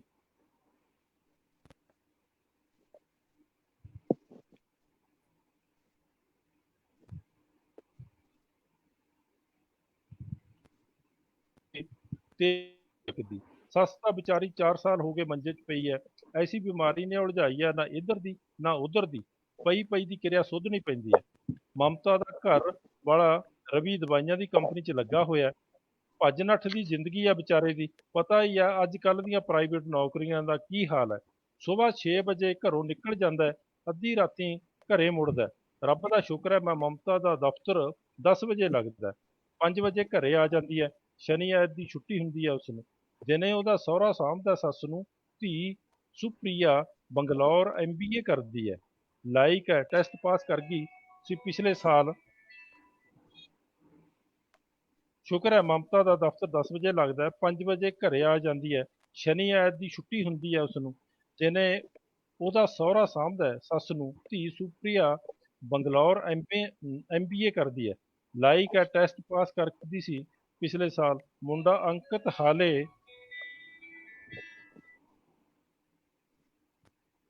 ਅੰਕਿਤ ਹਾਲੇ ਛੋਟਾ, ਉੱਥੇ ਹੀ ਚੌਥੀ 'ਚ ਪੜ੍ਹਦਾ ਹੈ। ਮਮਤਾ ਫੋਨ ਕਰ ਦਿੰਦੀ ਹੈ, ਮੰਮੀ ਕੁਝ ਦਿਨਾਂ ਵਾਸਤੇ ਆ ਜਾਓ। ਮੈਂ ਚਲੀ ਜਾਂਦੀ ਹਾਂ। ਵਿਚਾਰੀ ਦਾ ਮਨ ਹੋਰ ਹੋ ਜਾਂਦਾ ਹੈ। ਕੰਮ ਤਾਂ ਮੈਥੋਂ ਵੀ ਕਿਹੜਾ ਹੁੰਦਾ ਬਹੁਤਾ। ਇੱਕ ਬੰਦਾ ਬੈਠਾ ਰਹਿੰਦਾ ਹੈ। ਘਰ 'ਚ ਬੰਦਾ ਹਰ ਵੇਲੇ ਬਿਮਾਰ ਪਿਆ ਹੋਵੇ, ਸਾਰਾ ਘਰ ਹੀ ਬਿਮਾਰ ਲੱਗਦਾ ਹੈ। ਧੀ ਦੀ ਔਖ ਵੀ ਵੇਖਣੀ ਔਖੀ ਹੈ। ਇਹਨਾਂ ਦੇ ਢਿੱਡਾਂ ਨੂੰ ਹੋਰ ਹੀ ਗੱਲਾਂ ਭਰੀਆਂ ਪਈਆਂ। ਅੰਦਰ ਸਾਫ਼ ਹੋਵੇ ਤਾਂ ਸਹਿਜ ਹੋਣ। ਚੰਗਾ ਕਮਾਉਂਦੇ ਆ, ਚੰਗਾ ਖਾਂਦੇ ਆ। ਅੰਦਰ ਪਤਾ ਨਹੀਂ ਕੀ ਘੁਲਦਾ ਰਹਿੰਦਾ ਦੋਨਾਂ ਦੇ। ਰਾਹੁਲ ਪੋਤੇ ਨੇ +2 ਕੀਤੀ ਹੈ ਨਾਨ ਮੈਡੀਕਲ ਨਾਲ। ਉਸਨੂੰ ਇੰਜੀਨੀਅਰਿੰਗ 'ਚ ਦਾਖਲਾ ਮਿਲ ਲਿਆ। IIT ਰੁੜਕੀ ਦਾਖਲਾ ਭਰ ਕੇ ਆਇਆ। ਲਾਬੀ 'ਚ ਸਾਰੇ ਇਕੱਠੇ ਬੈਠੇ ਸੀ। ਮੈਨੂੰ ਚਾਅ ਸੀ ਪੂਰਾ। ਮੈਂ ਕਿਹਾ ਪੁੱਤ ਪੜ੍ਹਿਆ ਕਰ ਵਧੀਆ, ਦਿਲ ਲਾ ਕੇ। ਜਿੰਨੇ ਪੈਸੇ ਤੇਰੇ ਮੰਮੀ ਪਾਪਾ ਦੇਣ ਉਹ ਵੀ ਠੀਕ ਹੈ। ਜੇ ਹੋਰ ਲੋੜ ਹੋਵੇ ਮੈਨੂੰ ਫੋਨ ਕਰ ਦਿਆ ਕਰੀਂ, ਮੈਂ ਆਪੇ ਭੇਜਿਆ ਕਰੂੰ। ਔਖ ਨਾ ਕੱਟੀ। ਸਾਰੇ ਖੁਸ਼ੀ ਬੈਠੇ ਸਾਂ ਤਾਂ ਰਾਜਨ ਬੋਲਦਾ ਹੈ, ਮੰਮੀ ਚੰਗਾ ਹੋਇਆ ਤੁਸੀਂ ਗੱਲ ਯਾਦ ਕਰਵਾ ਦਿੱਤੀ। ਮੈਂ ਰਾਤ ਵੀ ਸੋਚਦਾ ਰਿਹਾ। ਰਾਹੁਲ ਲਈ ਹਾਇਰ ਐਜੂਕੇਸ਼ਨ ਲੋਨ ਅਪਲਾਈ ਕਰ ਦਿਆਂ। ਕੋਠੀ ਦੀ ਰਜਿਸਟ੍ਰੇਸ਼ਨ ਮੇਰੇ ਨਾਂ ਹੋ ਜਾਵੇ। ਅਚਲ ਜਾਇਦਾਦ ਦੀ ਗਰੰਟੀ ਦੇਣੀ ਪੈਂਦੀ ਹੈ ਮੈਨੂੰ। ਬੱਚਾ ਪੜ੍ਹਦਾ ਰਹੂ, ਨਾਲੇ ਆਪਾਂ ਸੌਖੇ ਰਹਾਂਗੇ। ਬੇਟੇ ਤੇਰੇ ਨਾਂ ਚੇਂਜ ਕਰਨ ਦੀ ਕੀ ਗੱਲ ਹੈ? ਮੈਂ ਸਿੱਧੀ ਮਾਰਟਗੇਜ ਕਰਵਾ ਦਿੰਦੀ ਆ। ਲੈ ਮੇਰੇ ਤੇ ਯਕੀਨ ਨਹੀਂ ਤੈਨੂੰ? ਮੈਂ ਹੀ ਸੰਭਾਂਗਾ ਤੈਨੂੰ, ਕੋਠੀ ਨੇ ਨਹੀਂ ਸੰਭਾਲਣਾ। ਸਾਂਭ ਸੰਭਾਲ ਦਾ ਮੌਕਾ ਆਊ ਬੇਟੇ, ਸੰਭਾਲ ਲਈ। ਹਾਲੇ ਮੈਂ ਤੁਰੀ ਫਿਰਦੀ ਆ ਦਵਾਈਆਂ ਬੂਟੀਆਂ ਦੇ ਸਹਾਰੇ। ਬੱਚੇ ਨੂੰ ਪੜਾ। ਬਸ ਇਸੇ ਗੱਲ ਤੇ ਤੜਿੰਗ ਹੋ ਗਿਆ। ਮਮਤਾ ਦਾ ਫੋਨ ਆ ਜੇ, ਹਰੇਕ ਚੀਜ਼ ਉਹਨੂੰ ਹਾਜ਼ਰ ਕਰਦੀ ਐ। ਪੈਨਸ਼ਨ ਮਿਲੂ ਤਾਂ ਦਿੱਲੀ ਵਾਲੀ ਗੱਡੀ ਫੜ ਲੂ। ਮੇਰੀ ਕਿਸੇ ਗੱਲ ਦੀ ਕੋਈ ਕਦਰ ਨਹੀਂ। ਮੈਨੂੰ ਬੋਲਿਆ। ਬੱਚੇ ਦੀ ਸਾਰੀ ਖੁਸ਼ੀ ਕਲੇਸ਼ 'ਚ ਰੋਲਤੀ ਇਹਨੇ। ਮੈਂ ਸੁਣ ਕੇ ਫਿਰ ਵੀ ਚੁੱਪ ਰਹੀ। ਆਖੂ ਤੀਜੇ ਦਿਨ ਮਮਤਾ ਕੋਲ ਕੀ ਲੈਣ ਜਾਂਦੀ ਐ? ਰਵੀ ਕੰਪਨੀ ਚਲੀ ਜਾਂਦਾ। ਮਮਤਾ ਡਿਊਟੀ ਤੇ ਤੁਰ ਜਾਂਦੀ ਹੈ। ਤੂੰ ਦੱਸ ਇਕੱਲੀ ਕਿਹਦੇ ਕੋਲ ਜਾਂਦੀ ਆ? ਮੈਂ ਬਥੇਰਾ ਸਮਝਾਇਆ, ਧੀ ਦੀ ਔਖ ਕਰਕੇ ਜਾਂਦੀ ਆ। ਸਾਰਾ ਦਿਨ ਵਿਚਾਰੀ ਰੁੜੀ ਰਹਿੰਦੀ ਆ, ਕੁੜੀ ਬਾਹਰ ਹੈ, ਉਹਦਾ ਫਿਕਰ ਕਰਦੀ ਹੈ। ਮੁੰਡਾ ਆਪ ਛੋਟਾ, ਇੰਨਾ ਚੁਸਤ ਨਹੀਂ। ਘਰ ਦੀ ਬਿਮਾਰੀ 'ਚ ਹਰ ਵੇਲੇ ਦੀ ਔਖ ਨਾਲ ਬੰਦਾ ਟੁੱਟ ਜਾਂਦਾ। ਨਾਲੇ ਜਿਹੜਾ ਰੋਜ਼ ਜਾਨੀ ਹੈ 2 ਮਹੀਨਿਆਂ ਮਗਰੋਂ ਜਾ ਕੇ ਆਉਂਦੀ ਆ, ਹੋਰ ਉੱਥੇ ਜਾ ਕੇ ਮੈਂ ਉਸਨੂੰ ਕੀ ਦੇ ਜਾਂਦੀ ਆ, ਪਰ ਮੇਰੀ ਇੱਕ ਵੀ ਸੁਣਨ ਨੂੰ ਤਿਆਰ ਨਹੀਂ। ਪੁਲ ਤੇ ਚੱਕੀ ਰੱਖਦਾ ਅੰਨੀ ਬਹਾਨੀ, ਆਖੂ ਸਾਡੇ ਬੱਚਿਆਂ ਦਾ ਖਿਆਲ ਕਰ, ਜਦ ਗੱਲ ਕਰੀਏ ਖਾਲੀ ਹੱਥ ਪਕਾ ਦਿੰਦੀ ਆ।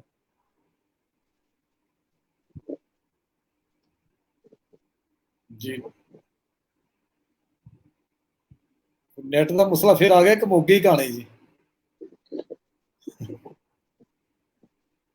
ਅੱਛਾ ਜੀ, ਇਸ ਦੌਰਾਨ ਮੈਂ ਦੱਸਾਂ ਕਿ ਇੱਕ ਸਾਡੇ ਦੋਸਤ ਦੀਪ ਦਵਿੰਦਰ ਕਹਿ ਰਹੇ ਨੇ ਕਿ ਡਾਕਟਰ ਕਰਾਮਤ ਅਲੀ ਤਲਵਿੰਦਰ ਵੀਰ ਨਾਲ ਮੇਰੇ ਘਰ ਆਏ ਸਨ ਅੰਮ੍ਰਿਤਸਰ। ਲੋ ਤੁਹਾਡੀ ਪਿਛਲੀ ਵੀ ਯਾਦ ਇੱਕ ਸਾਂਝੀ ਹੋ ਗਈ ਡਾਕਟਰ ਕਰਾਮਤ ਸਾਹਿਬ। ਪੁੱਛਿਆ ਜਾਂਦਾ ਪਰਸੋਂ ਮਮਤਾ ਕੋਲੋਂ ਆਈ, ਰਾਤ ਨੂੰ ਪੈ ਗਏ ਰੋਟੀ ਖਾ ਕੇ। ਕੱਲ ਸਵੇਰੇ ਰਾਜਨ ਕਹਿੰਦਾ ਮੰਮੀ ਗਰਮੀਆਂ ਆ ਰਹੀਆਂ ਨੇ, ਪੁਰਾਣਾ ਏਸੀ ਠੀਕ ਨਹੀਂ ਚੱਲ ਰਿਹਾ, ਬਦਲਣਾ ਹੈ, ਪੈਨਸ਼ਨ ਮਿਲ ਗਈ ਹੋ। ਮੈਂ ਕਿਹਾ ਮੇਰੀ ਸਿਹਤ ਠੀਕ ਨਹੀਂ, ਕੁਛ ਮੈਂ ਦਵਾਈਆਂ ਲੈ ਆਈ, ਦੂਰ ਦਾ ਪੈਂਡਾ ਕਰਕੇ ਕਿਰਾਇਆ ਭਾੜਿਆਂ 'ਚ ਐਤਕੀ ਲੱਗ ਗਏ ਪੈਸੇ, ਇੰਨਾ ਹੀ ਕਿਹਾ ਬਸ। ਫੇਰ ਕੀ ਸੀ, ਉਹ ਬੋਲਿਆ ਜੋ ਨਹੀਂ ਬੋਲਣਾ ਸੀ।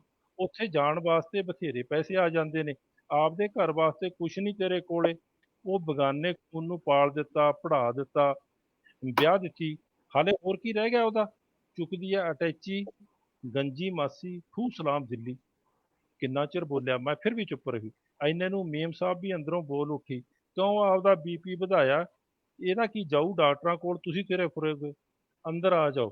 ਮਨ ਚ ਆਵੇ ਕੀ ਕਹਾਂ ਵੀ ਬੀਪੀ ਤੂੰ ਵਧਾਉਣੀ ਹੈ, ਜਿਹੜੀ ਰਾਤ ਦੀ ਲੱਗੀ ਪਈਆਂ ਇਹਦਾ ਦਿਮਾਗ ਚੱਕਣ। ਇਹ ਡੌਰੂ ਨੂੰ ਇੰਨੀਆਂ ਕਿੱਥੇ ਔੜਦੀਆਂ, ਮਗਰੋਂ ਆ ਕੇ ਸੱਚੀ ਬਣਦੀਆਂ। ਆਖੇ ਚੁੱਪ ਰਹੋ, ਮੈਂ ਚੁੱਪ ਰਹੀ, ਜੇ ਬੋਲੀ ਤਾਂ ਗੱਲ ਹੋਰ ਵਧੂ।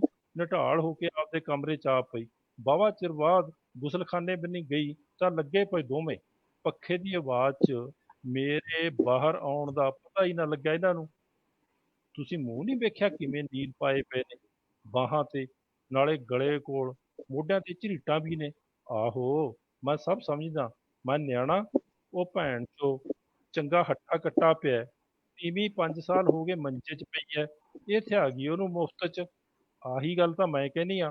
ਹੋਰ ਸਾਂਭਦੇ ਨੇ ਇਹ ਮਰੀਜ਼ ਨੂੰ, ਧੀ ਨੂੰ ਚੜੇ ਮਹੀਨੇ ਪੈਨਸ਼ਨ ਫੜਾ ਆਉਂਦੀ ਆ, ਉਹਨੂੰ ਕੀ ਲੋੜ ਆ ਬੋਲਣ ਦੀ, ਉਹ ਕਿਉਂ ਕੁਸਕਦੀ ਆ। ਸੁਣ ਕੇ ਸਰੀਰ ਕੰਬ ਗਿਆ, ਕਦਮ ਉੱਥੇ ਹੀ ਰੁਕ ਗਏ, ਲੱਤਾਂ ਦਾ ਭਾਰ ਮਣਾ ਮੁੱਠੀ ਹੋ ਗਿਆ, ਲੱਗਿਆ ਦਿਮਾਗ ਦੀ ਨਾੜੀ ਫਟੂ।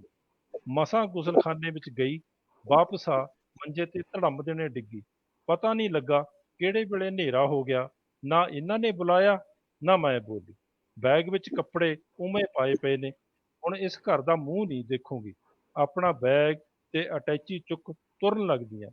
ਪਿੱਛੋਂ ਨੀਨਾ ਦੀ ਆਵਾਜ਼ ਹੈ, दादी माँ आज फिर कहाँ चले। नहीं जाना, मुझे अकेले रहना पड़ता है बैन आने तक, मुझे ऐसा नहीं अच्छा लगता, मैं नहीं जाने दूंगी। नीना मेरा बैग फड़ के अंदर वाल खिंच रही है। ना बेटे रहन दे, वो देखो दादाजी देख रहे हैं, नाराज होंगे। पोती दे बोल सुन के कमरे अंदर कंध ते टंगी रमेश ਦੀ ਫੋਟੋ ਬੰਨੀ ਵੇਖ ਕੇ ਤਾਂ ਸਾਹ ਸੂਤੇ ਜਾਂਦੇ ਨੇ। ਬੈਗ ਹੱਥੋਂ ਸੁੱਟ ਜਾਂਦਾ। ਸੁੰਨ ਹੋਈ ਦਾ ਦੇਲੀ ਦੇ ਇੱਕ ਪੈਰ ਤੇ ਦੂਜਾ ਅੰਦਰ ਹੈ। ਜੀ ਸ਼ੁਕਰੀਆ ਜੀ। ਦਰਸ਼ਨ ਜੋਗਾ ਨੇ ਕਹਾਣੀ ਬੜੀ ਸੋਹਣੀ ਸਾਂਝੀ ਕੀਤੀ। ਹੁਣ ਮੈਂ ਚਾਹਾਂਗਾ ਕਿ ਜਿਹੜੇ ਜਿਵੇਂ ਕਹਿੰਦੇ ਨੇ ਜੀ, ਮਾਂ ਦਾ ਇਸ ਤੋਂ ਦਰਜਾ ਹੈ ਕਿ ਮਾਂ ਨੂੰ ਕੁਰਬਾਨੀ ਦੇਣੀ ਪੈਂਦੀ ਹੈ, ਤੇ ਪ੍ਰਧਾਨ ਦਾ ਵੀ ਇਸ ਤੋਂ ਦਰਜਾ ਹੈ ਕਿ ਪ੍ਰਧਾਨ ਨੇ ਸਾਰੀਆਂ ਕਹਾਣੀਆਂ ਸੁਣਨੀਆਂ ਹੁੰਦੀਆਂ ਨੇ, ਆਖਰ ਤੇ ਫਿਰ ਆਪਣੀ ਗੱਲ ਕਰਨੀ ਹੁੰਦੀ। ਤੇ ਅੱਜ ਦੇ ਪ੍ਰਧਾਨ ਸਾਹਿਬ ਸਾਨੂੰ ਅਸੀਂ ਬੇਨਤੀ ਕਰਨੇ ਆ ਕਿ ਉਹ ਰਾਮ ਸਰੂਪ ਅਣਖੀ ਹੋਰਾਂ ਦੇ ਵਾਲੇ ਵੀ ਆਪਣੇ ਵਿਚਾਰ ਸਾਂਝੇ ਕਰਨ, ਔਰ ਆਪਣੀ ਕੋਈ ਕਹਾਣੀ ਵੀ ਸਾਡੇ ਨਾਲ ਜ਼ਰੂਰ ਸਾਂਝੀ ਕਰਨ ਵਾਲਿਆਂ ਨਾਲ। ਇਹ 'ਚ ਕੋਈ ਸ਼ੱਕ ਨਹੀਂ ਕਿ ਕਹਾਣੀ ਦੇ ਸੁਣਨ ਵਾਲੇ ਮੁਸ਼ਾਇਰੇ ਨਾਲ ਥੋੜ੍ਹੇ ਹੁੰਦੇ ਨੇ, ਲੇਕਿਨ ਜਿੰਨੇ ਵੀ ਹੁੰਦੇ ਨੇ ਉਹ ਸੰਜੀਦਾ ਹੁੰਦੇ ਨੇ, ਅਜੇ ਤੱਕ ਜੁੜੇ ਹੋਏ ਨਾਲ, ਔਰ ਸਾਡੀਆਂ ਕਹਾਣੀਆਂ ਤੋਂ ਸਵਾਦ ਲੈ ਰਹੇ ਨੇ, ਔਰ ਡਾਕਟਰ ਜ਼ਾਹਿਦ ਹਸਨ ਸਾਹਿਬ ਨੂੰ ਵੀ ਸੁਣਨਾ ਚਾਹੁੰਦੇ ਨੇ। ਜੀ ਜ਼ਾਹਿਦ ਭਾਈ। जी मेरी मेरे ख्याल आवाज़ भी आ रही होगी, हुण तस्वीर भी विचों थोड़ा जिहा मसला खराब हो गया सी, लेकिन उम्मीद है कि हुण ठीक हो गया है। असल च असीं टैक्नीकल बंदे नहीं हुंदे ना, तो एवें ही किसी चीज़ नूं उंगल ला दईए तो फिर हर चीज़ जिहड़ी ना अदल बदल हो जाती है। अच्छा, यही काम हुंदा है कहानी का भी जी, कि कहानी जिहड़ी है ना ਉਹ ਵੀ ਸਾਡੇ ਕੋਲੋਂ ਇੰਨੀ ਤਵੱਜੋ, ਇੰਨੀ ਫੋਕਸ ਕਹਿੰਦੀ ਹੈ ਕਿ ਇਨਸਾਨ ਨੂੰ ਮੇਰੇ ਤੇ ਕਰਕੇ ਤੇ ਲਿਖਣਾ ਚਾਹੀਦਾ ਹੈ ਕਿ ਜਿਹਦੀ ਹੱਦ ਨਹੀਂ। ਔਰ ਜਿਹੜੇ ਵੱਡੇ ਵੱਡੇ ਕਹਾਣੀਕਾਰ ਨੇ ਉਹ ਤਾਂ ਇਹਨਾਂ ਨੂੰ ਪਤਾ ਹੈ, ਸਾਡੇ ਬੜੇ ਅੱਛੇ ਕਹਾਣੀਕਾਰ ਅੱਜ ਸ਼ਾਮਿਲ ਹੋਏ। ਲੇਕਿਨ ਇਹ ਸਾਰੀ ਗੱਲਾਂ ਤੋਂ ਪਹਿਲੇ ਇੱਕ ਤੇ ਮੈਂ ਤੁਹਾਨੂੰ ਇਹ ਗੁਜ਼ਾਰਿਸ਼ ਕਰਨਾ ਚਾਹੁੰਦਾ ਕਿ ਮੈਂ ਕੋਈ ਕਹਾਣੀ ਨਹੀਂ ਪੜਾਂਗਾ, ਗੱਲਾਂ ਚਲੋ 2-4 ਕਰ ਲਵਾਂਗੇ। ਦੋਸਤ ਕਹਾਣੀਆਂ ਮੇਰੀਆਂ ਉੱਥੇ ਇਹਨਾਂ ਨੂੰ ਪਤਾ ਹੈ ਕਿ ਕਿਤਾਬਾਂ ਮਸ਼ਰਕੀ ਪੰਜਾਬ ਵਿੱਚ ਵੀ 2-4 ਛਪੀਆਂ ਹੋਈਆਂ ਨੇ, ਕਹਾਣੀਆਂ ਵੀ ਛਪਦੀਆਂ ਰਹਿੰਦੀਆਂ ਨੇ। ਮੈਂ ਬੁਨਿਆਦੀ ਤੌਰ ਤੇ ਤੁਹਾਨੂੰ ਇਹ ਪੁੱਛਣਾ ਚਾਹੁੰਦਾ ਸੀ ਕਿ ਜਿਹੜੀ ਇੱਕ ਇਦਾਰਾ ਹੈ, ਇੱਕ ਤੇ ਪੰਜਾਬੀ ਕਾ ਹੋ ਗਿਆ, ਇੱਕ ਹੋ ਗਿਆ ਕੀਮਤੀ ਗੱਲਾਂ, ਉਹ ਕਿਹੜਾ ਇਦਾਰਾ ਹੈ? ਚੜ੍ਹਦੇ ਪੰਜਾਬ ਦਾ ਇੱਕ ਮੰਚ ਹੈ, ਲੇਕਿਨ ਇਹ ਜਿਹੜਾ ਇਹ ਤਕਰੀਬਾਤ ਹੋ ਰਹੀਆਂ ਨੇ ਰਾਮ ਸਰੂਪ ਅਣਖੀ ਸਭਾ ਬਣੀ ਹੈ ਇਹਨਾਂ ਦੇ ਬਜ਼ੁਰਗਾਂ ਦੇ ਆਪਣੇ ਨਾਂ ਤੇ ਬੇਅੰਤ ਬਾਜਵਾਰੀ ਇਹਦੇ ਮੋਢੀ ਨੇ। ਇਹ ਉਹ 6 ਦਿਨ ਦੀਆਂ ਤਕਰੀਬਾਤ ਕਰ ਰਹੇ ਨੇ ਉਹਨਾਂ ਲਈ, ਤੇ ਮੈਨੂੰ ਬਹੁਤ ਅੱਛਾ ਲੱਗਾ ਕਿਸੇ ਦੇ ਜਾਨ ਮਗਰੋਂ ਕਿਸੇ ਪੰਜਾਬੀ ਲਿਖਾਰੀ ਨੂੰ ਵਡਿਆਇਆ ਜਾਏ, ਤੇ ਇਹ ਮੈਨੂੰ ਬਹੁਤ ਪਸੰਦ ਆਇਆ। ਤੇ ਇਸ ਤੋਂ ਪੰਜਾਬੀ ਕਾ ਤੇ ਰਾਮ ਸਰੂਪ ਅਣਖੀ ਸਭਾ ਰਲ ਕੇ ਇਹ 6 ਦਿਨ ਦੀਆਂ ਤਕਰੀਬਾਤ ਕਰ ਰਹੀਆਂ ਨੇ ਜੀ। ਮੈਂ ਬਾਜਵਾ ਸਾਹਿਬ ਦਾ ਵੀ ਬੜਾ ਸ਼ੁਕਰਗੁਜ਼ਾਰ ਹਾਂ ਕਿ ਉਹ ਬਿਲਾਖਿਰ ਉਹ ਵੀ ਨਜ਼ਰ ਆਏ, ਔਰ ਮੈਂ ਜਿਹੜੀਆਂ ਅੱਜ ਕਹਾਣੀਆਂ ਸੁਣੀਆਂ ਨੇ, ਖਾਸ ਤੌਰ ਤੇ ਮੈਂ ਮਲਿਕ ਸਾਹਿਬ ਤੁਹਾਡਾ ਬਹੁਤ ਹੀ ਸ਼ੁਕਰਗੁਜ਼ਾਰ ਹਾਂ ਕਿ ਸਾਨੂੰ ਅੰਦਾਜ਼ਾ ਹੋਣਾ ਚਾਹੀਦਾ ਹੈ ਸਾਰੇ ਲਿਖਣ ਵਾਲਿਆਂ ਨੂੰ, ਔਰ ਖਾਸ ਤੌਰ ਤੇ ਪੰਜਾਬੀਆਂ ਨੂੰ, ਕਿ ਹੁਣ ਜਿਹੜਾ ਸੋਰਸ ਹੈ ਨਾ, ਜਿਹੜਾ ਨੈਟ ਦਾ ਔਰ ਹੈ ਜਿਹੜਾ ਆਨਲਾਈਨ ਸਿਸਟਮ ਚੱਲਿਆ ਹੈ, ਇਹ ਬਹੁਤ ਵੱਡਾ ਜ਼ਰੀਆ ਹੈ, ਔਰ ਇਹਦੇ ਜ਼ਰੀਏ ਅਸੀਂ ਬਹੁਤ ਸਾਰਾ ਕੰਮ ਜਿਹੜਾ ਕਿ ਪਹਿਲੇ ਨਹੀਂ ਹੋ ਸਕਿਆ ਸੀ ਉਹ ਕਰ ਸਕਨੇ ਆ।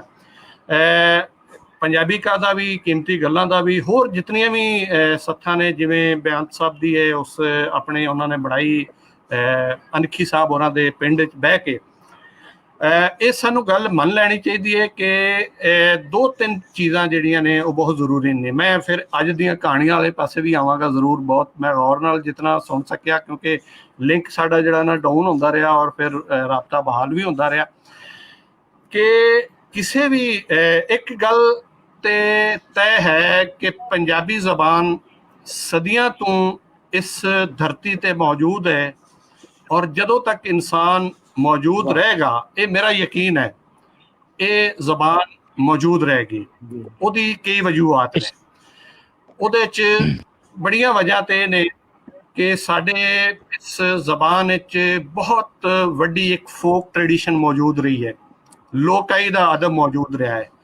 ਫਿਰ ਉਸ ਤੋਂ ਬਾਅਦ ਸਾਡੇ ਸੂਫੀਆ ਕਰਾਮ ਦਾ ਇੰਨਾ ਜ਼ਿਆਦਾ ਅਦਬ ਮੌਜੂਦ ਹੈ, ਸ਼ਾਇਰੀ ਮੌਜੂਦ ਹੈ, ਬੁਨਿਆਦੀ ਤੌਰ ਤੇ ਸ਼ਾਇਰੀ ਹੈ, ਲੇਕਿਨ ਅਸੀਂ ਚੂੰਕਿ ਗੌਰ ਨਹੀਂ ਕੀਤਾ ਕਿ ਸਾਡਾ ਜਿਹੜਾ ਨਸਰ ਦਾ ਸਰਮਾਇਆ ਹੈ ਉਹ ਵੀ ਬੜਾ ਕਦੀਮ ਹੈ।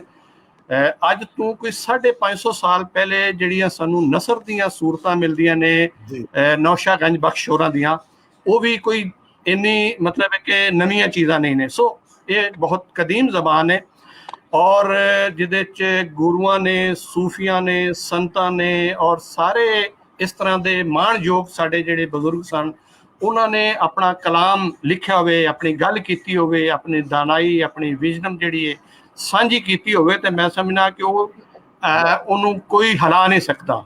ਜਿਹਦੇ 'ਚ ਬੜੇ ਵੱਡੇ ਗਾਇਕ ਮੌਜੂਦ ਹੋਣ, ਜਿਹਦੇ 'ਚ ਵਾਰਿਸ ਸ਼ਾਹ ਵਰਗੇ ਸ਼ਾਇਰ ਮੌਜੂਦ ਹੋਣ, ਜਿਹਦੇ 'ਚ ਗੁਰੂ ਨਾਨਕ ਵਰਗੇ ਔਰ ਦੂਸਰੇ ਗੁਰੂਆਂ ਦੇ ਵਰਗੇ ਲਿਖਿਆਰ ਮੌਜੂਦ ਹੋਣ, ਮੈਂ ਕਹਿਣਾ ਕਿ ਉਹਨੂੰ ਤੇ ਕੋਈ ਹਿਲਾਉਣ ਵਾਲੀ ਗੱਲ ਨਹੀਂ ਹੈ।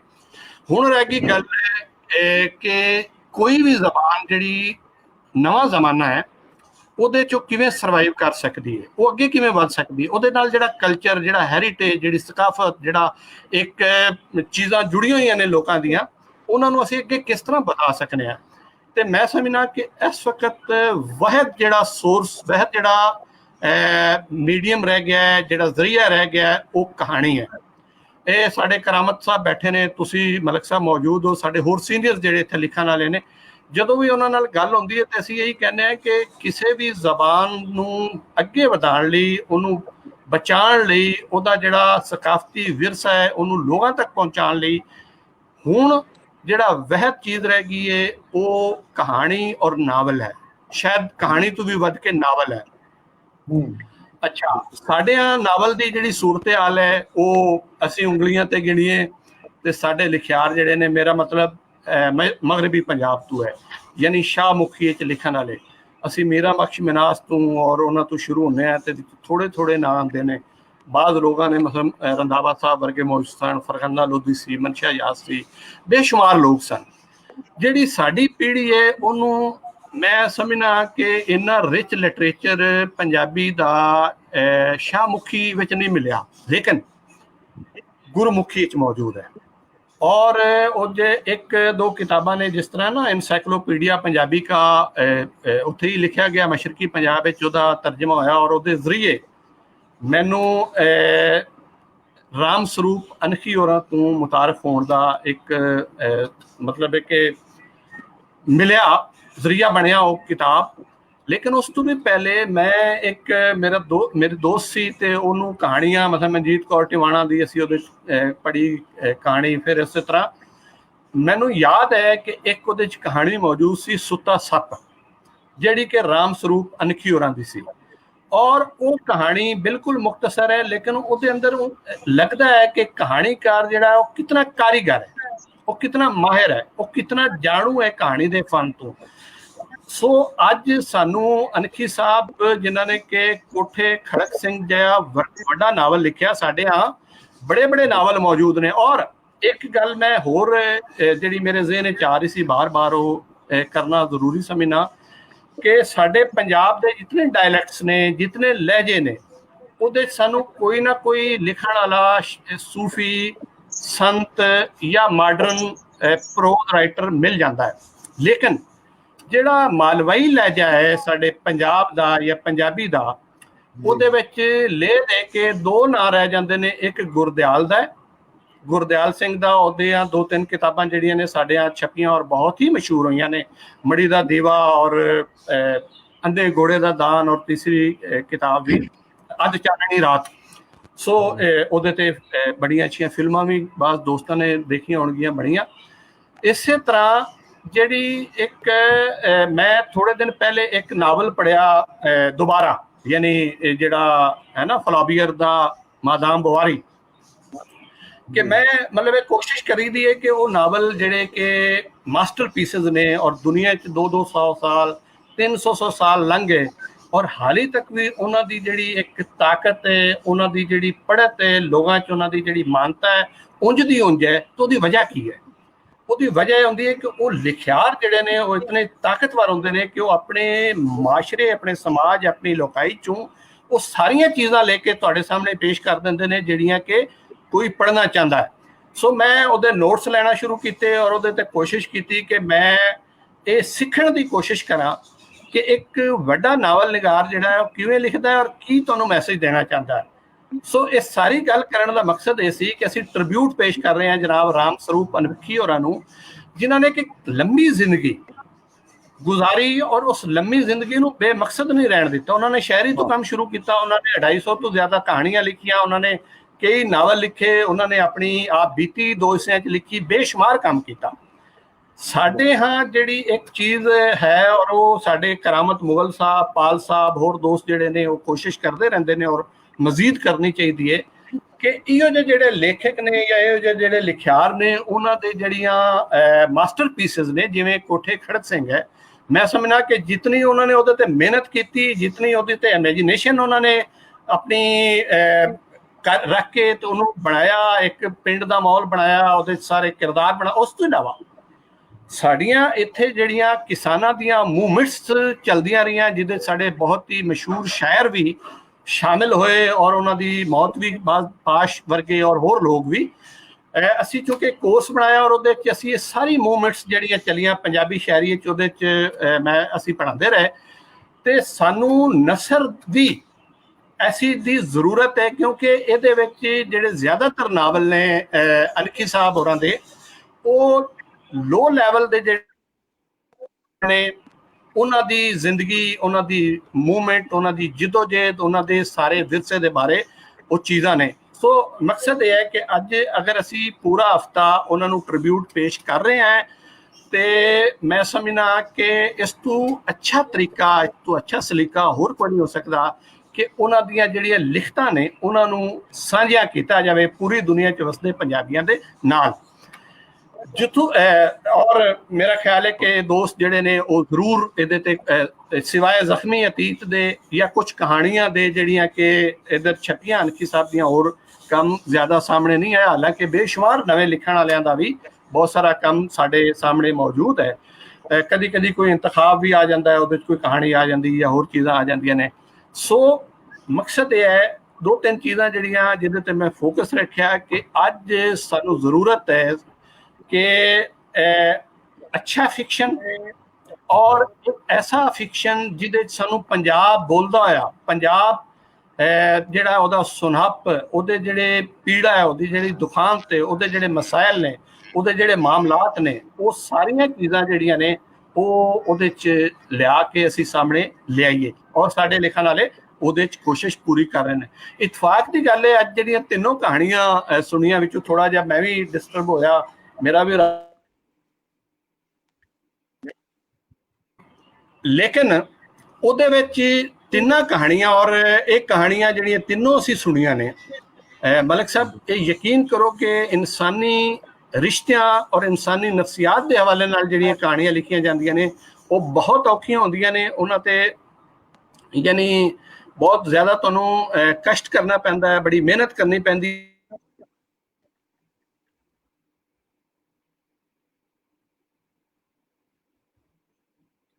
ਬਹੁਤ ਸੋਹਣੀ ਗੱਲਬਾਤ ਕਰ ਰਹੇ ਸਨ ਜ਼ਾਹਿਦ ਹਸਨ ਜੀ, ਦਰਸ਼ਨ ਸਿੰਘ ਦੀ ਵੀ। ਸੋ ਮੈਂ ਸਮਝਣਾ ਕਿ ਤੁਹਾਡਾ ਜਿਹੜਾ ਇਹ ਪ੍ਰੋਗਰਾਮ ਹੈ ਉਹ ਬਹੁਤ ਹੀ ਜ਼ਬਰਦਸਤ ਰਿਹਾ ਹੈ। ਇੱਕ ਮੈਸੇਜ ਪਹੁੰਚਿਆ ਹੈ ਪੂਰੀ ਦੁਨੀਆ ਤੱਕ ਕਿ ਸਾਡੇ ਕੋਲ ਰਾਮ ਸਰੂਪ ਅਨਖੀ ਵਰਗੇ ਔਰ ਸਾਡੇ ਅੱਜ ਦੇ ਜਿਹੜੇ ਲੇਖਕ ਨੇ, ਜਿਨ੍ਹਾਂ 'ਚ ਕਰਾਮਤ ਮੁਗਲ ਸਾਹਿਬ ਸਨ, ਦਰਸ਼ਨ ਜੋਗਾ ਸਾਹਿਬ ਸਨ ਤੇ ਭੁਪਿੰਦਰ ਸਾਹਿਬ ਸਨ, ਇਹ ਜਿਹੇ ਰਾਈਟਰ ਮੌਜੂਦ ਨੇ। ਔਰ ਅਨਖੀ ਸਾਹਿਬ ਨੂੰ ਦੁਨੀਆ ਤੇ ਬੈਨ ਅਲ-ਅਕਵਾਮੀ ਸਤ੍ਹਾ ਤੇ ਮੁਤਾਰਿਫ ਕਰਾਉਣ ਲਈ ਔਰ ਉਹਦੇ 'ਚ ਕੋਸ਼ਿਸ਼ ਕਰਨ ਲਈ ਬੇਅੰਤ ਵਰਗੇ ਲੋਕ, ਬਾਜਵਾ ਵਰਗੇ ਲੋਕ ਮੌਜੂਦ ਨੇ। ਤੇ ਮੇਰਾ ਖਿਆਲ ਹੈ ਕਿ ਅਸੀਂ ਉਹ ਟਾਰਗੇਟ ਜਿਹੜਾ ਅਸੀਂ ਅਚੀਵ ਕਰਨਾ ਚਾਹੁੰਦੇ ਹਾਂ ਫਿਕਸ਼ਨ ਰਾਹੀਂ, ਉਮੀਦ ਹੈ ਕਿ ਬਹੁਤ ਜਲਦ ਕਰ ਲਵਾਂਗੇ। ਬਹੁਤ ਸ਼ੁਕਰੀਆ ਆਦਮ ਮਲਿਕ ਸਾਹਿਬ।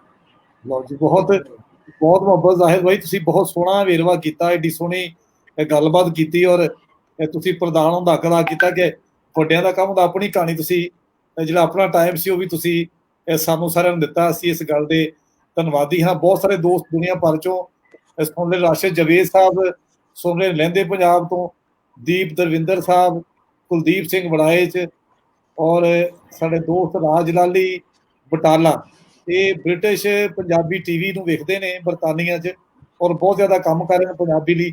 ਉਹ ਕਹਿ ਰਹੇ ਨੇ ਕਿ ਹੱਕ ਅਦਾ ਕਰਤਾ ਜ਼ਾਹਿਦ ਸਾਹਿਬ ਨੇ ਪੰਜਾਬੀ ਦਾ ਮੁਕੱਦਮਾ ਪੇਸ਼ ਕਰ ਦਿੱਤਾ। ਬਹੁਤ ਮਿਹਰਬਾਨੀ ਰਾਜ ਲਾਲੀ ਜੀ। ਜ਼ਾਹਿਦ ਹਸਨ ਹਮੇਸ਼ਾ ਹੀ ਮਾਂ ਬੋਲੀ ਲਈ, ਅੱਜ ਜਿਹੜੇ ਅਸੀਂ ਦੋ ਬੰਦੇ ਉੱਧਰੋਂ ਲਹਿੰਦੇ ਪੰਜਾਬ ਤੋਂ ਦੇਖ ਰਹੇ ਹਾਂ, ਡਾਕਟਰ ਕਰਾਮਤ ਮੁਗਲ, ਜ਼ਾਹਿਦ ਹਸਨ, ਮੈਂ ਉਹੀ ਲੋਕਾਂ ਨੂੰ ਦਾਵਤ ਦਿੱਤੀ ਜਿਨ੍ਹਾਂ ਨੇ ਆਪਣੀਆਂ ਜ਼ਿੰਦਗੀਆਂ ਵਕਫ ਕੀਤੀਆਂ ਮਾਂ ਬੋਲੀ ਲਈ। ਔਰ ਜਮੀਲ ਪਾਲ ਜੈਸੇ ਉਸਤਾਦ ਉੱਥੇ ਮੌਜੂਦ ਨੇ ਜਿਨ੍ਹਾਂ ਦੇ ਪੰਜਾਬੀ ਤੋਂ ਇਲਾਵਾ ਹੋਰ ਕੰਮ ਜਿਨ੍ਹਾਂ ਨੇ ਕੀਤਾ ਹੀ ਨਹੀਂ। ਔਰ ਯਕੀਨਨ ਮਾਂ ਬੋਲੀ ਨੂੰ ਉਹਦੀ ਜਗ੍ਹਾ ਦਿਵਾਉਣ ਲਈ ਜਿਹੜੀ ਸਟਰਗਲ ਹੁਣ ਅਸੀਂ ਕਰ ਰਹੇ ਹਾਂ, ਔਰ ਅਸੀਂ ਜਿਹੜੇ ਮੈਂ ਔਰ ਜ਼ਾਹਿਦ ਭਾਈ ਦੀ ਉਮਰ ਦੇ ਲੋਕ ਅਸੀਂ ਜੁੜ ਰਹੇ ਹਾਂ ਸੋਸ਼ਲ ਮੀਡੀਆ ਨਾਲ, ਅਸੀਂ ਵੀ ਇੱਕ ਤਰ੍ਹਾਂ ਦਾ ਇਹ ਆਪਣੇ ਆਪ ਤੇ ਜਬਰ ਕਰਕੇ ਜੁੜ ਰਹੇ ਹਾਂ ਨਾ ਮਸ਼ੀਨਾਂ ਨਾਲ। ਸਾਡੇ ਅੰਦਰ ਕੰਪੈਟੀਬਲ ਨਹੀਂ ਹੈਗਾ ਸਾਡਾ ਸੌਫਟਵੇਅਰ, ਲੇਕਿਨ ਸ਼ੁਕਰ ਹੈ ਕਿ ਅਸੀਂ ਦੋ ਪੰਜਾਬਾਂ ਦੇ ਲੋਕ ਇਕੱਠੇ ਬੈਠੇ ਹਾਂ, ਆਰਾਮ ਸਰੂਫ ਕਰ ਰਹੇ ਹਾਂ ਔਰ ਉਹਨਾਂ ਦੀ ਜਿਹੜੀ ਲਿਖਤਾਂ ਸਨ ਉਹਨਾਂ ਦੀ ਆਵਾਜ਼ ਨਵੀਂ ਪੀੜ੍ਹੀ ਤੱਕ ਪਹੁੰਚਾਉਣ ਦਾ ਕੰਮ ਸਾਡੇ ਕੋਲੋਂ ਮਾਲਕ ਲੈ ਰਿਹਾ ਹੈ। ਔਰ ਮੈਂ ਬਹੁਤ ਬਹੁਤ ਧੰਨਵਾਦੀ ਹਾਂ ਸਾਰੇ ਦੋਸਤਾਂ ਦਾ, ਜ਼ਾਹਿਦ ਹਸਨ ਦੇ ਪ੍ਰਧਾਨ ਦਾ, ਡਾਕਟਰ ਕਰਾਮਤ ਮੁਗਲ ਹੋਰਾਂ ਦਾ, ਔਰ ਡਾਕਟਰ ਦਰਸ਼ਨ ਜੋਗਾ ਸਾਹਿਬ ਔਰ ਡਾਕਟਰ ਭੁਪਿੰਦਰ ਸਿੰਘ ਬੈਦੀ ਹੋਰਾਂ ਦਾ ਉਹਨਾਂ ਟਾਈਮ ਦਿੱਤਾ। ਔਰ ਇੱਕ ਵੱਡੇ ਪੰਜਾਬ ਦੇ ਸੂਰਮੇ ਨੂੰ ਅਸੀਂ ਅੱਜ ਸਲਾਮ ਪੇਸ਼ ਕਰਨ ਇਕੱਠੇ ਹੋਏ ਹਾਂ ਤੇ ਫਿਰ ਵੀ ਇਕੱਠੇ ਹੁੰਦੇ ਰਵਾਂਗੇ। ਕੱਲ ਤੱਕ ਦੇ ਲਈ ਆਪਣੇ ਮਜਮਾਨ ਆਜ਼ਮ ਮਲਕ ਨੂੰ ਇਜਾਜ਼ਤ ਦਿਓ। ਕੱਲ ਅਸੀਂ ਇਸੇ ਤਕਰੀਬ ਨੂੰ 28 ਤੱਕ ਚਲਾਉਣਾ ਹੈ ਔਰ ਇਹ ਅਸੀਂ ਆਪਣੇ ਵੱਡਿਆਂ ਦੀਆਂ ਗੱਲਾਂ ਇੰਝ ਮਨਾਉਂਦੇ ਰਹਾਂਗੇ। ਤੇ ਮੈਂ ਕੱਲ ਵੀ ਐਲਾਨ ਕਰਨਾ ਚਾਹੁੰਦਾ ਸਾਂ, ਦੋਸਤਾਂ ਨੇ ਕਿਹਾ ਕਿ ਇਸ ਤੋਂ ਫੌਰਨ ਬਾਅਦ ਅਸੀਂ ਲਹਿੰਦੇ ਪੰਜਾਬ ਦੇ ਬਹੁਤ ਵੱਡੇ ਕਹਾਣੀਕਾਰ ਜਿਹੜੇ ਸਾਡੇ ਲੈਲਪੁਰ ਸਨ, ਜਿਨ੍ਹਾਂ ਦਾ ਜਿਨ੍ਹਾਂ ਦਾ ਆਪਣਾ ਸੋਰੀ ਮੈਂ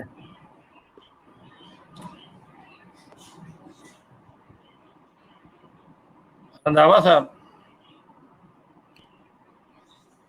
ਜੀ, ਸੋਰੀ ਮੇਰੀ ਵੀ ਆਵਾਜ਼ ਕੱਟੀ ਗਈ ਸੀ।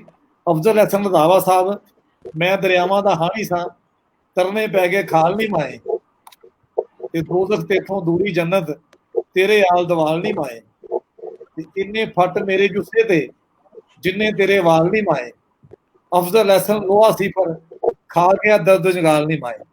ਤੇ ਅਸੀਂ ਇਹ ਰਾਮ ਸਰੂਪ ਅਨਖੀ ਸਭਾ ਕੋਲੋਂ ਸਿੱਖਦੇ ਹੋਇਆ ਅਸੀਂ ਵੀ ਉਸ ਇਸੇ ਤਰ੍ਹਾਂ ਹੀ ਇੱਕ ਹਫ਼ਤੇ ਤਕਰੀਬਾਤ ਕਰਾਂਗੇ ਔਰ ਇਹ ਸਾਬਤ ਕਰਾਂਗੇ ਕਿ ਚੰਗਾ ਕੰਮ ਜਿਹੜਾ ਇੱਕ ਦੂਜੇ ਨੂੰ ਸਿੱਖਣਾ ਚਾਹੀਦਾ ਹੈ, ਦੀਵੇ ਤੋਂ ਦੀਵਾ ਬਣਨਾ ਚਾਹੀਦਾ ਹੈ। ਔਰ ਅਸੀਂ ਚੜ੍ਹਦੇ ਪੰਜਾਬ ਤੋਂ ਬੇਲੀਆਂ ਨੂੰ ਇੰਝ ਹੀ ਬੁਲਾਵਾਂਗੇ ਤੇ ਇੱਕ ਪੂਰਾ ਮੇਲਾ ਉਹਨਾਂ ਦੀ ਯਾਦ ਸਜਾਵਾਂਗੇ, ਜਿਹਦੇ ਡਾਕਟਰ ਕਰਾਮਤ ਸਾਹਿਬ ਔਰ ਜ਼ਾਹਿਦ ਹਸਨ ਵੀ ਮੇਰੇ ਨਾਲ ਹੋਣਗੇ, ਮੇਰੀ ਕੰਧ ਤੇ ਹੋਣਗੇ। ਤੇ ਬਹੁਤ ਸ਼ੁਕਰੀਆ ਜੀ, ਇਹਨਾਂ ਹੀ ਖਿਆਲਾਂ ਦਾ ਇਜਾਜ਼ਤ ਚਾਹੁੰਦੇ ਆ ਤੇ ਕੱਲ ਤੱਕ ਦੀ ਇਜਾਜ਼ਤ ਦਿਓ। ਅੱਲਾ ਬੇਲੀ ਰੱਬ ਰੱਖੇ।